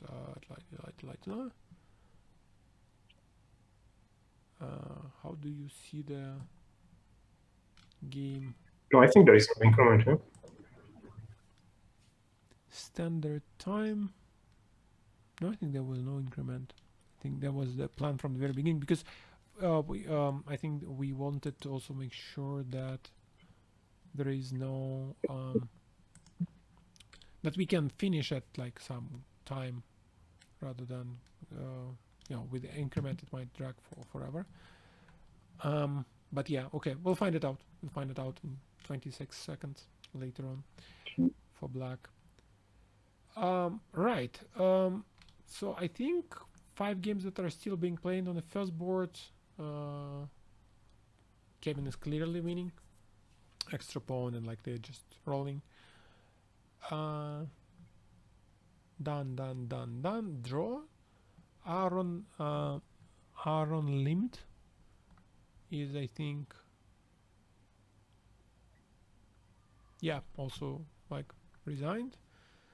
Board number 7, which we looked at, Nick W is also done. Okay, an extra piece, the pawn and everything. Board number 8, Tatsu-kun, 88. Now, okay, so probably, yeah, okay. White is picking the bishop on f8, so basically he just needs to get back to that board, and yeah, and time is running out, and h7 is queening very soon. So, right. Yep, okay, that's done. That's done. And yeah, I mean, like the grandmasters are really ruthless today. Huh? Like they are not giving any quarter. I mean, okay, we have 1 draw so far. So yeah, and but yeah, for those who are watching, like stay around. Like we will be announcing the winners of the book prizes by the time it's over. But yeah, probably okay, so I think in Kevin's case it's more or less clear. So he also won the first board, so he only has 3 games left. One of them will be over like any moment, because black will basically run out of time. Not to mention extra queen. That's probably 1, 2, 3. Yep, I think that is more or less over. So let's go to Yeah. Meng Kong's game. Yeah. Let's go to Wong Meng Kong's game, the one that with the bishops of opposite color. I think it's somewhere third game from the end of the row against black toss. He did go rook f5 as we predicted, and black didn't fight the defense there. Oh, I see. And by the way, offer to draw after that. I mean, come on, people. If Grandmaster is playing, probably has some ideas. Rook d3. Yeah. So as we discussed, so basically, interesting by the way that computer suggests rook e6, which we did not consider. Nice idea because you're tying the Rook f1, bishop e3. Yes. Very cool. Yeah, how you can ruin a simul game, a good simul game in one move, basically, yeah? Yeah. No, well, after rook f5, by the way, it shows +5. So it's probably Interesting. Let's check why bishop d3 is not working. And okay, because we are old and tired, let's switch on the computer. So it does show rook, bishop d3, rook h5, bishop h7, the configuration that we calculated. And then both bishop d4 and rook f1 is like +5, which is more than I would expect because like white is only 2 pawns up. But again, I think because the rook on the bishop on h7 is forever tied to the he cannot move because otherwise it's going to be a mate on h8, right? So I guess that's it. And also there are some back rank mates at some point. It's just a terrible position. Yeah, like black is completely tied up. But okay, rook d3 is put black out of the misery after rook h5. So there is no defense against mate, essentially. So I see the grandmasters are joking in parallel about playing Magnus Carlsen and Anand, and Kevin is proudly saying that he drew AlphaZero, so which he did. Yeah. So yeah. Okay. Talking about the names.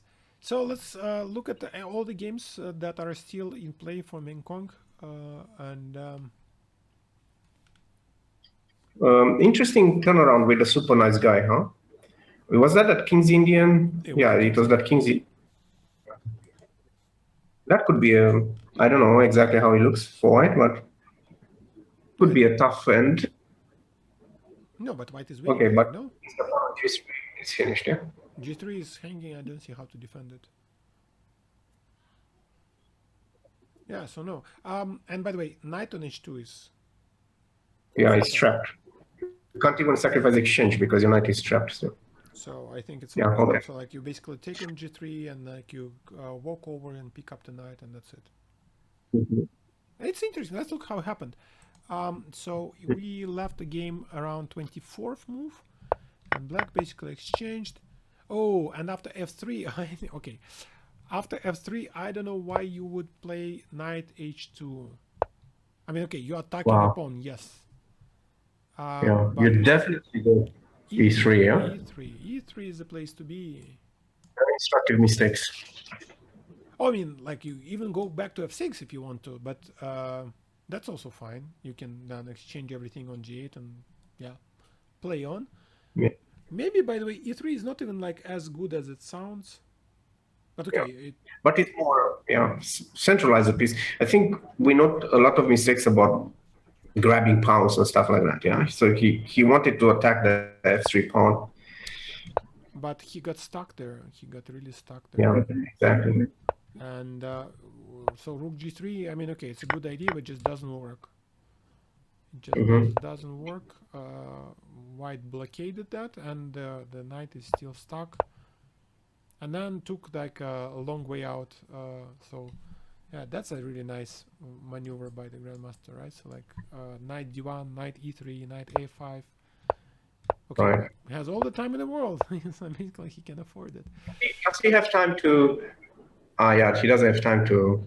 I was thinking, why did he go to g5? But I guess he doesn't have time to bring the king to h4. No, and also when you have knight on f5, basically. Yeah, instructive. Don't put your knight to the side of the board. Yeah, the moment he played knight h2, he kind of really committed himself, right, for Yeah, and wow, this is really instructive indeed. I mean, I think that might be lost already after knight h2 and king e2. Very interesting game. Okay, so another interesting, like something to learn from the game at least. So let's take the positive out of that. Let's look if there is something where the first board is actually looks about equal to me, IDS SP, right? So like equal material. What's oh, that's the game that you remember, like the which we couldn't figure out in the beginning, like b3 and then like g6 and then all that stuff. Right, that was fun. That was fun. That was fun. Okay, so like there is normal development here and there. Black pick up the pawn, won back the pawn. I would rather. And okay, I'm not sure I really like knight c7. Why? Wait a second. Why black just played knight c7? Why not take on d2? Yeah, very strange. Why do you give the extra tempo essentially? For example, now white can play like, I don't know, king e2 and play for win forever. Yeah. Because like, let's put it on the board. So again, like if you're knight c7 and you just take on d2, unless I'm blundering something, but I don't think I do. So the best thing white can have is like, okay, take on e6. I will take with, say, king. And okay, and then white plays rook c7, kind of begs for a draw, you know. Yeah. But probably I wouldn't. Yeah. I might not even allow him to trade on e6. I might go knight f4 with idea knight d3. Like the knight on c7 is nothing. I want to force a bit for a win. Like I'll pick up the pawn on d2 sooner or later, no? Knight f4. You're super aggressive as always, and you're probably right. That's even better. Like the knight on c7 looks silly now. And by the way, d3 looks really juicy. Yeah. Rook e1? No, I cannot leave the first rank. Damn. Rook e1 and let's be like king d7 and you pick on d2. Yeah. That's super bad. No, yeah, like you're right. Like actually, I was looking just like for my plan was like to win rook endgame as usual. Your plan was to give mate again as usual, and but either of these moves was way better than what black did. I think like taking c7 is really kind of letting the opponent off the hook a little, and and now white is probably winning. So yeah, he did play king e2 and then he took on b7, and it's really miserable for black and probably just lost because also d4 is falling. Yeah, d4 is falling. Yeah, bad exchange at the wrong time. Yeah, just like one move and kind of the game that was really going well for black is kind of getting out of hand. That's unfortunate, but that happens all the time. Especially against the stronger opponents. That feeling is very familiar for me. I can tell you that. So everybody does it. On board number 7, Fuji apple juice. So now, how come wait a second. Where did all the, wow, he did well. Olympia, look at that. He did it. After d3, he didn't take on e8. e2. And he did castle on for which he did exactly what you did. Yeah, exactly what I said. He blundered it too. Easy to forget. I don't know. Okay, I guess it is. And and black is only a pawn down. I mean, come on. Compared to where black was, and you can play like I don't know, maybe knight d5 and f6 and kind of wiggle around a little. Well, maybe not. You might try to say. Yeah. I mean, okay, well, objectively, black is still lost, but maybe queen e8, and I want to keep the queens, of course. Like like there's always slightly more practical chances with maybe. Yeah, like king f8. I mean, I don't know, like force me to the exchange on f6. I'll take it, but like leave me the queens. But okay, like wow, that's also like turnaround for the no. There is it's not always going like Rosie for the simul givers. Sometimes they also make mistake. Everybody's human. Everybody's tired. Yeah. Board number 7. Oh no, 9. Nadal Federer. So black would be okay-ish if not for a weak king, but Yeah. maybe it's not that bad though, because white also has the back rank issues, so like it cannot go and give mate immediately. So black plays like king g7 and try to kind of cover the rank with but it's hard. Rook e7 and like rook c8 is coming at some point. Yeah. Probably going to be a strong attack, but okay, some chances at least. Yeah. What else? By the way, we on the next board, we discussed like that black has some compensation with Hikaru Jeff because of the like weakness on c3 and kind of this positional kind of advantage. And okay, I'm not in love with the idea of putting the knight on g6. I don't know what it's doing there. The knight belongs where? to c4, no? Of course. Every Russian boy knows, right? It's like you play knight exactly. e5 here. Yeah, actually after that I'm not sure white has anything, to be honest. But okay, knight e7 is going in opposite direction. So yeah, like this is also I think instructive. You want to move here and you move to c4. And then like blockading these pawns, and bishop on c1 is not a fantastic piece. You know. Yeah. Okay. Yeah. But still some play, and this is basically done. This is done. Okay, so it looks like there are games still being played, but I think it's mostly Not much problems left for him. on the fourth board. I really want to call out a fantastic pawn structure. So in the, against Declan Chow, the pawn chain that stretches from a2 to e6, and I would really like, if I were an artist, I would really want to exchange f5 knight for another pawn. Can you imagine like the beauty would be like if it was like on f5 or g4? You know, it would be like Bronstein game. You know, like there is this famous game against Rojan where he sacrificed the piece in 2 knights, and like he built exactly that, right? Like this kind of a huge kind of a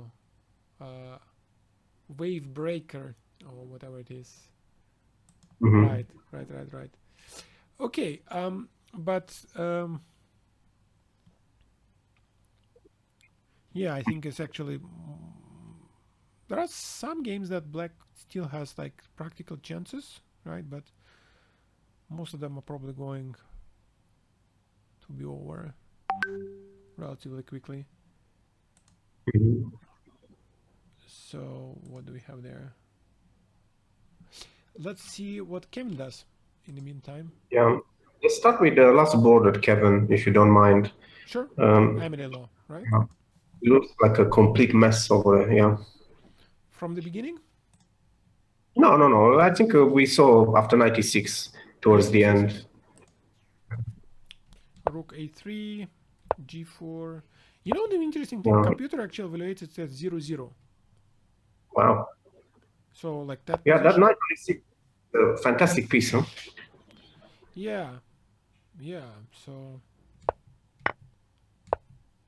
Okay, well, d4, f4. Wow. Knight e4. And I think that something like c3 might come into consideration, no? Right.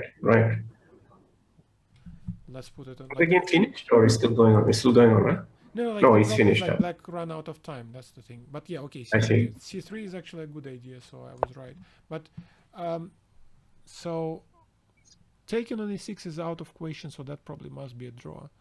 But after knight b3, black has knight c5 check. Suddenly it's the c pawn is too. Yeah, black actually has counterplay. So you got to go like you either like do a perpetual check, a7, a8 or something like that, or you go rook a1, which probably what Kevin would do. C2, rook c1, f3, and suddenly the question is like, who is playing for a win? Well, I'm not sure. Yeah, right. So like at least black has this idea. So like knight d4, drop back the rook to c8. White pushes the white cannot push the pawn apparently. Wow, look at that. So d6 f2. Wow. Like that would be an interesting end to that game. And Complex ending. yeah, and like everybody's moving in the opposite direction, but apparently black is faster. Yeah. I wouldn't guess, but okay, they are. And also the thing, I think what helps them is the king is close, so like you can move the king to f7 to keep like Yeah. e-pawn at bay. So white would be like best advice. Yeah. Let's actually ask Kevin about that. Yeah. Okay, Andrei, I'll make a move. I'll let you guys, maybe Kevin wants to join. Yes. And with the rest of the guys who finished. Thanks for inviting me and have fun. Thank you. Really appreciate your time, Olympio. Thank you. Have a great day. Bye. Bye.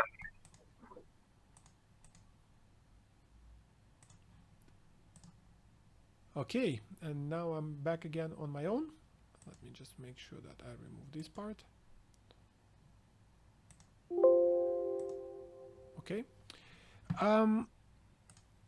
Let me also check with our Grandmaster friends. Yeah, so if we can get, let me see if I can get Kevin online. Give me a second, I'll try to get Kevin online.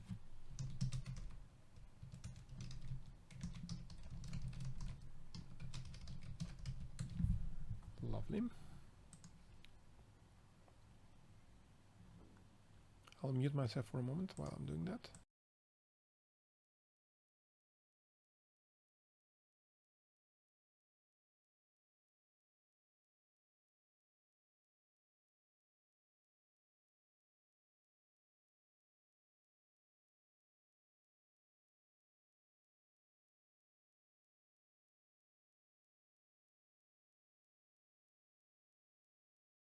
And by the way, I forgot that I'm muted, so I'm here.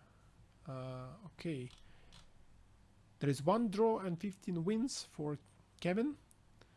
And yeah, so to Amelie Law, that the final position that we were analyzing apparently was drawn, or at least very close. It was sharp.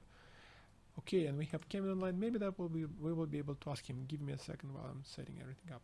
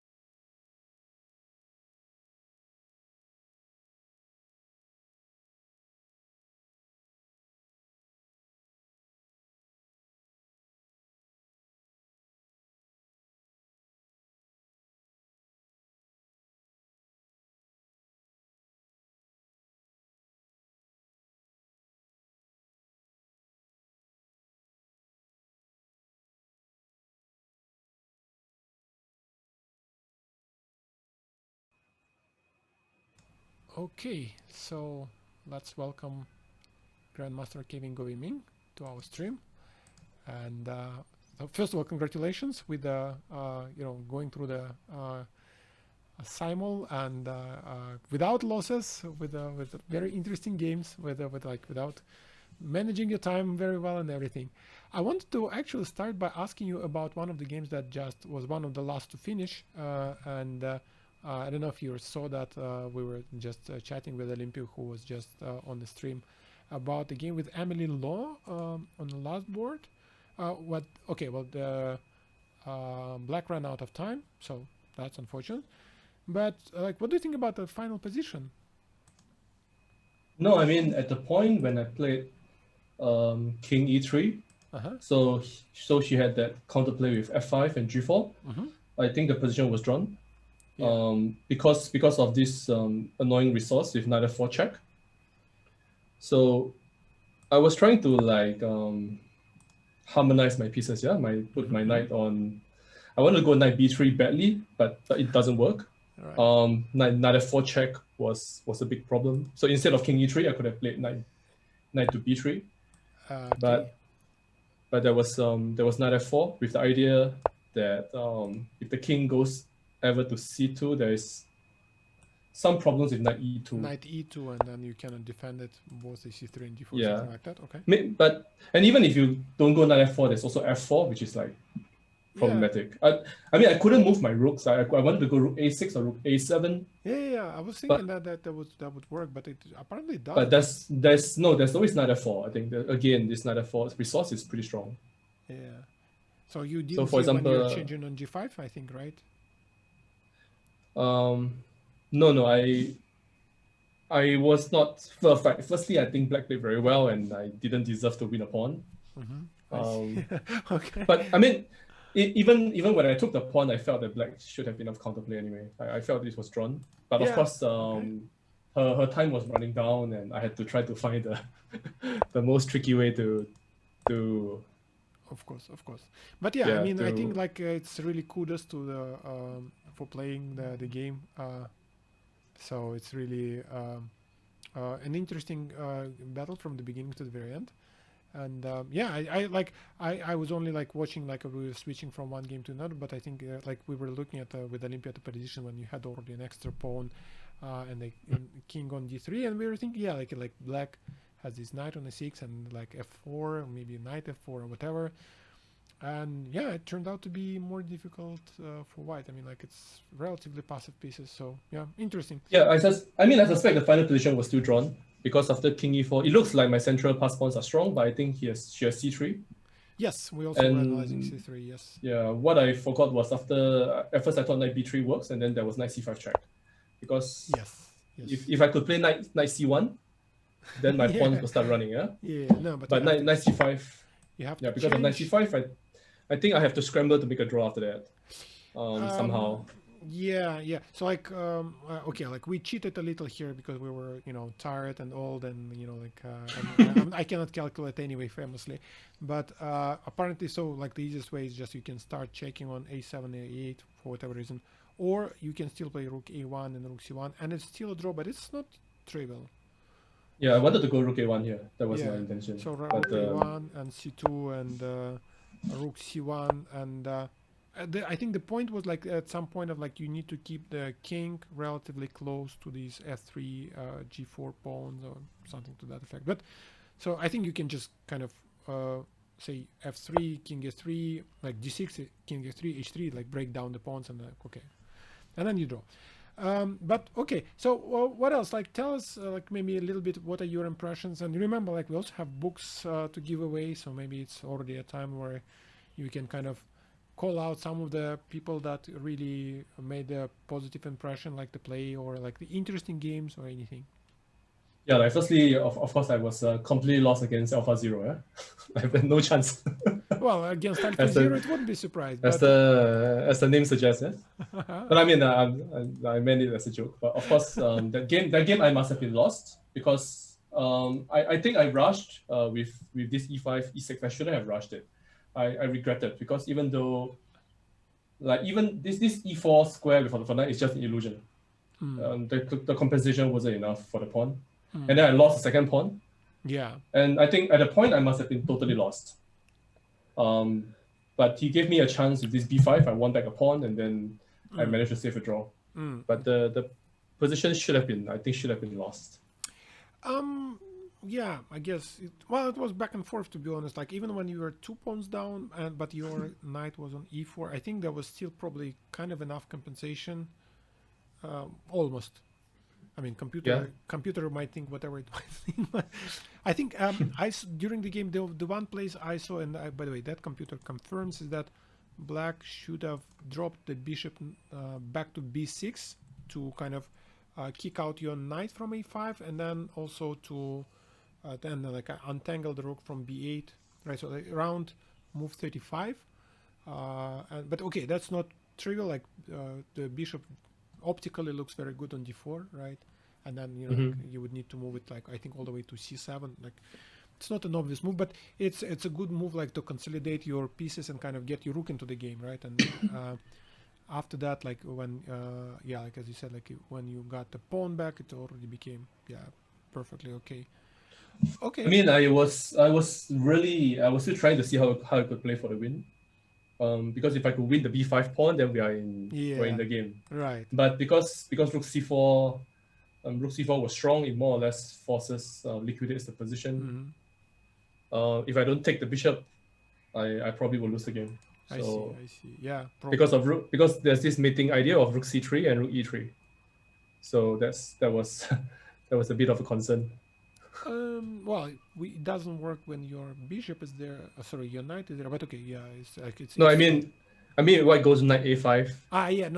Like if you want to like knight, all out. whatever. Okay, I see. Yeah, totally. If I wanted to try, I didn't have too much of an option here.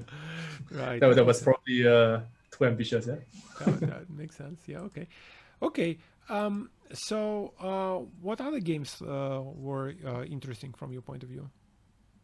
Yeah, I like my game with this Caro-Kann with Amos Day. I thought that was a challenging game. The one where like there was like g5 break, or that one? Yeah, that one. Now let me find it on the board. We were looking at that during the game with Olympio. I thought we were like clearly winning at some point, like when you like amassed all these pieces, but there was still requiring some conversion. So like after g5, like there was just way too much, right? Like it's everything in your all of your pieces are looking in that direction. Yeah, I think firstly on move 17. So this was an instructive moment. Like h6 was absolutely the last move you should play. Yes, I agree. So I've told many people, like h6 serves as a hook for the attack. Like you should g5, never allow white to easily create an open file. Right. So much more difficult for white to pursue the attack when the pawn break wasn't there. So probably something, I think black should have gone something like a6 b5 ideas, maybe b5 instead of h6. I think maybe b5, like standard stuff. Yeah, and I see actually we do have your opponent listening to the analysis, so yeah. So definitely an instructive moment about h6, I agree. Because after h6 it becomes very difficult, and white has an easy plan to play down the king side. And then I think that there was a difficult. I mean, I'm not sure what the engine says, but at some point I think the difficult moment came after black played g5, which completely took me by surprise. Yeah, I mean, it's okay. It's a desperation move, but it's like the only move, I think. Yeah, I was more like expecting resolution. Okay. Well, also. And then when g5, I played rook h3, which we was did not see, but yeah. Yeah, this was kind of fun. It was kind of fun. So the whole idea was if black plays knight d2. Knight b2, okay. Knight d2. Knight takes d2. Taking d2, okay. Then I wanted to go rook h7. Okay. King h7, queen h5, king g7, queen g6, king h8, and rook g3. Okay, and it's and it's made. Yeah, g4 cannot say. Okay. Yeah, so this was. But okay, I have to be sure, because if it doesn't work, then I might be a rook down. Yeah. So. Yeah, we were looking at something else entirely. I think our idea was like taking on c4, maybe even not taking on c4 and going queen h5, and like like if you take on. I mean, taking on c4 was always a little bit problematic because black goes queen d5 check, and then something will be pinned. Yeah, and. No, maybe I think like maybe like queen h5 immediately. The idea like if you cannot take on a5 because rook g5 is mating. Right? Sorry, at which moment? So like the moment you played rook h3, so maybe just go queen h5 immediately. Yeah, I considered this. I didn't like this because of knight takes d2, f g5. No. But cannot you implement the same idea? You go like queen g6 and... But I defend, yeah, I have queen c7. So queen g6, Right. king h8, rook h3, I have queen c7. Okay, you're right. You do. So, but the line I calculated was after knight takes d2, f g5, f e5. So I'm currently 2 pieces down. And I saw something funny, like rook h3, queen to somewhere, c7 or e7. Let's say c7, g6. And rook f1, yeah, rook f1. Wow. Yeah, and I think I might be losing. It's kind of crazy, yeah. Okay. That's exactly the Because it looks like my attack is crashing through, but no, I think you're running out of pieces. You're right. yeah. So I think two pieces are a little bit too much, and obviously a simul is too stressful, you know. I see. No, try to calculate this. That's an interesting variation.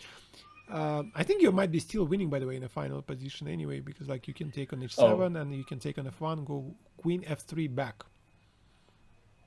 Takes king h8. Take on f1, king knight is f1 and rook f3. Rook f3, yeah. And I was thinking king f3, but it actually doesn't work. No, okay, forget it, scrap it. Rook f3. I don't know. Maybe not, but definitely not something you want to try. No. Cool. No, so I was very happy when I saw rook h3 and that everything checks out because it does. Yeah. Okay. Cool. That was actually a really nice strike and a really kind of beautiful tactical thing. What else? Also there was, I think, this complicated endgame, not really complicated, but the game with Ing Yao, I think, in the Philidor. Yes. I think so that was kind of blundered the pawn out of the opening there, right? No, I mean, firstly, I didn't see d5. I completely forgot about d5. Okay, but it doesn't work. Yeah, I was trying to work this out to see whether this trick with bishop c7 and bishop f4 works. Yeah. It seems to work, and then the ending, I think, it should be a technical win. Yeah. Should be quite straightforward. So I think d5. I wasn't sure whether after ed5, bishop d5 could be a better move. Could be. And I was planning to just take the bishop and then to pretend that I will play like a Russian technique, you know. Okay. Bishop pair, and I'll win this. But obviously do you even get the bishop pair after I take on d5 with the knight? Oh, okay. Because now I see bishop g3. There's bishop f6. Because Yes. I forgot about this. So I have to go bishop e5. Yeah. But then I can go like also like bishop f6 and exchange immediately at least one. Okay, then I have like better bishop. So you do. But yeah, like bishop f3, and some pressure. So.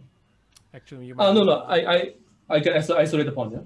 You may be even winning that right away. Maybe you're right. Andrey, give me a second. I got to do something. Yeah. Sure. Give me a second. Yeah. Okay. While Kevin is off, let's maybe see what's happening and there is still one game playing, so we're still going strong. 2.5 hours after beginning of the simul. Okay, we started a little later, but okay, I think this is really the end of the game. So okay, black is playing on really tiny moment, but okay, it's not gonna last. And yeah, so black resigned. Okay, so that I think concludes the simul. So congratulations for everyone, first of all, for participating.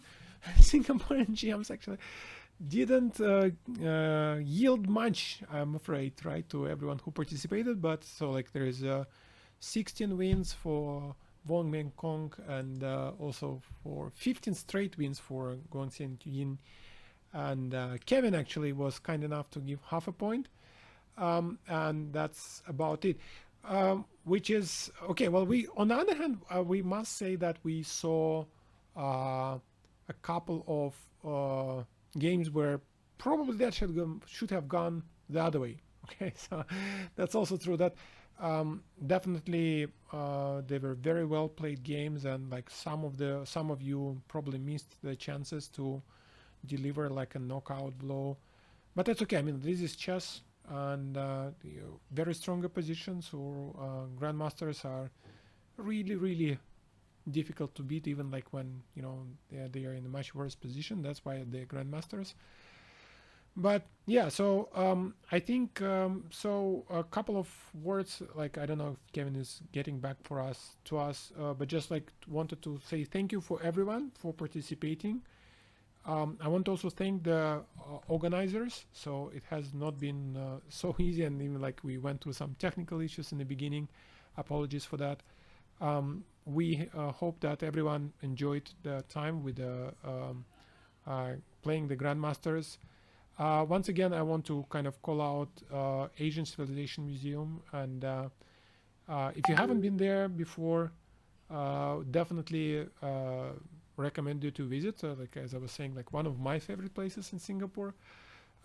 Lots of different exhibitions, and just like the permanent exhibition is very interesting on history, culture, faith, materials, technology, what have you. Everything about Asia. It's very well curated. And also like the exhibitions that are changing also very exciting, like the one that's currently going with Japan. And by the way, if you plan to go, like one little hint, they are doing different exhibitions, like they doing like a Japan wood block printing, and they're changing the exhibits on I think 12th of July, 13th of July. So right now they're still showing some and from the middle of July, and I think all the way until September they will be showing different ones, like because these things are fragile, they cannot be in the sunlight, or even like, okay, it's not in the sunlight, but they cannot be exposed for far too long. They're old. So basically, what do we have? I think a few closing points. So let me check with the organizers on if you have if you can announce who wins the prizes. So stay on the line, don't change the channels.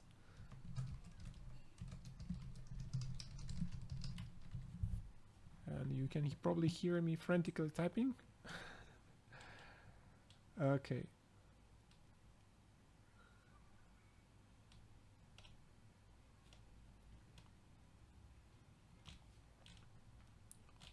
So yeah, like just to explain what was going on. So we were mentioning that there are book prizes for the winners, and the idea was like to get prizes to those that are beating the grandmaster. So like making a draw with grandmasters. There aren't too many, right? So probably like just one of the lucky winners. But we will probably still award the books for those like who kind of made the strongest impression and kind of were interesting games, right? So by the grandmasters themselves, and that's why I'm checking the okay, so let me see if I can find. Okay, so I do have the winners that were playing in simul with Gong Qianyun. So it is British 71, Carlsen Magnus Champion. Once again, congratulations on picking really telling name, and Arjun Anand. So these are the three people. So please do connect with the Chess Academy. I think you will get an email from the organizers, from Philip Chen, and sometime I think next week you can pick up the books. Let me see if I also have the names for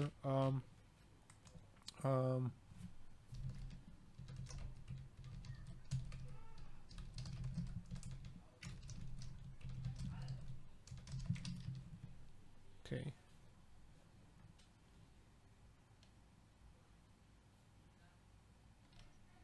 I'm still waiting for that in the meantime. And I don't think we have Meng Kongs yet.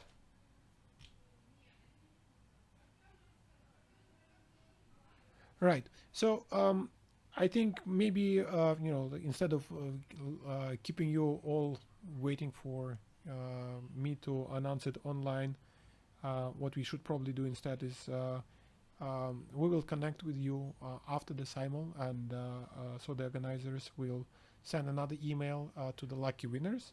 Yeah, and basically make sure to check your inbox. Maybe you're one of those.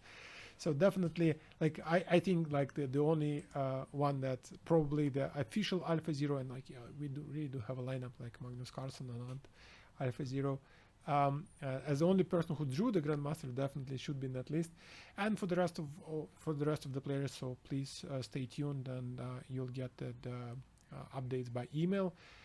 And I think with that, probably that will be the end of our show, so to speak. Thanks everyone who was watching us. We still have more than 30 viewers on the line. So thank you for your time, for your interest in chess. Do keep on playing chess. It is one of the most interesting games out there. You know, like right now we're getting finally to the stage where we are getting closer and closer to playing not only online but also in person. You know, some of the there are already kind of competitions, and some clubs are slowly reopening. Even here in Singapore, I know that we already have a few gatherings, at least before the circuit breaker we did.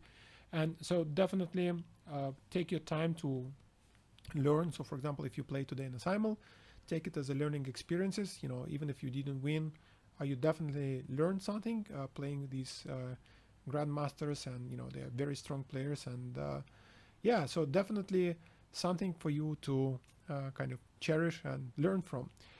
I think this is also probably going to be one of the last Singapore streams for me. So it's definitely something that I like to do. Like almost all the streams I did were related to Singapore, either playing, you know, like an online Olympics and stuff like that, or like chess against COVID. So yeah, but unfortunately, like I moving out of Singapore at the end of the month, so it's been 8 years here, and I really enjoyed my time here. Will always have the fond feelings for Singapore, but yeah, probably one of the last things I'm doing here as a chess player. Okay, I actually do have announcement on Meng Kong's winners. So there was he just posted that in the chat. So Pastos, Nadal, and Adship. So I hope that I'm not kind of mangling the names right. So let's say, so must be IDSP, right? Okay, like let me repeat it once again. So IDSP for Wong Meng Kong's number 1. I think it must be Pactos 99. That's the other one. That with a mate at the end. And yeah, Nadal, Federer, and Fidal, like okay, another funny name. So these are the 3 winners for Wong Meng Kong, and actually do have the names from Kevin as well. So now we can have the full list. Yeah, and just let me find the message on a Kevin's simul again, like just to make sure that I'm looking at the right name. So official Alpha Zero, as I already mentioned, the only person who drew the game. So congratulations. Amelie Lowe 2006, the one that we discussed with the end game, and Amos Tay. So these are the 3 winners from Kevin's. And we already announced the winners for Gong Qianyun, but just repeat it so that we have everything. So British 71, Carlsen Magnus Champ, and Arjun Anand. So these are the 3 lucky winners of the book. So please wait for the email and do talk to the organizer from Chess Academy to get the books.